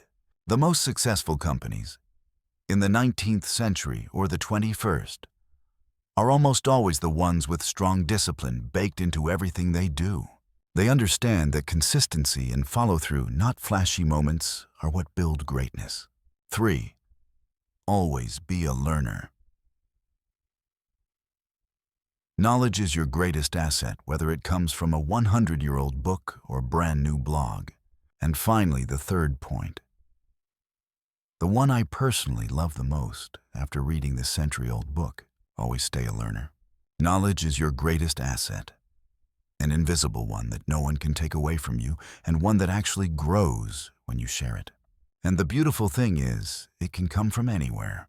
From a dusty old volume like this Cyclopedia, from the latest newsletter or blog post, from a podcast you listen to on your commute, or from a random but meaningful conversation with someone on the bus. This book itself is living proof of that. It was written during a time when the world was being transformed by industrialization, electricity, railroads, and the early telephone. Today we're going through our own wave of massive change: AI, blockchain, biotech, virtual worlds, and more. But the core principles of business, of human behavior, and of how to run an organization effectively, those haven't changed much at all. Digging into foundational ideas from the past gives you a wider, deeper perspective. It helps you avoid repeating the same mistakes earlier generations already made. People like to say history doesn't repeat itself, but it rhymes. If you're willing to listen to those rhymes, you gain a huge advantage. Of course, that doesn't mean we sit around worshiping the past and ignoring the present. Being a lifelong learner also means staying curious about new trends and technologies, testing new tools and new ways of thinking, updating your mental models as the world changes. It's not old book versus new blog. It's about the mindset, staying curious, staying open, and most importantly, learning how to separate what's fundamental from what's just noise. Never stop stretching your mind. Never stop asking why and how about the world around you. That's how you stay adaptable, innovative, and resilient. So those are the 3 core takeaways I want you to walk away with. 3 timeless lessons from a book that's more than a century old. We've explored them together. And now let's recap them one more time, so they really sink in. First, master the fundamentals. Cash flow, value, and people. They're the foundation of everything. Second, discipline is the key. Consistent financial and management discipline practiced over time is what builds real success. And third, always be a learner. From both the past and the present. Keep expanding your knowledge and sharpening your thinking. I hope this summary not only helps you remember the big ideas, but also inspires you to rethink how you run your business, manage your money, and even how you live. Sometimes the answers to the future are hiding in the dusty pages of the past. Try putting these principles into practice and see how your life and work begin to shift. And so we've turned together through those time-worn pages, revisiting principles that might look old on the surface, but somehow carry a strangely persistent power within them, principles preserved inside Cyclopedia of Commerce, Accountancy, Business Administration, verses 04. You see, knowledge doesn't age. It simply waits for the curious, for the hungry, for the ones bold enough to discover it and ignite it into action in the modern world. For me, this journey into ancient reservoirs of business wisdom isn't just a project, it's a passion.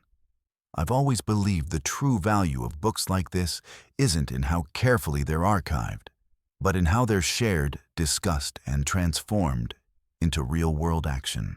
That's why the title of this section, A Call to Action: Turn Knowledge into Your Legacy, isn't just a friendly invitation. It's a philosophy. Legacy isn't just what you leave behind when your life ends. Legacy is the value you create, the impact you spread, the influence you leave on the people and the world while you're here. Every time you learn something new, especially timeless principles that have survived the test of generations, you're holding a seed. Planting that seed in the fertile soil of community, nurturing it through discussion, engagement, and application. That's how you build your legacy. Not just for yourself, but for the people who come after you. We're living in a time when information is more accessible than ever yet. Wisdom and depth are becoming more precious. And that's exactly why I believe so strongly in learning together, in growing as a community, not just as individuals.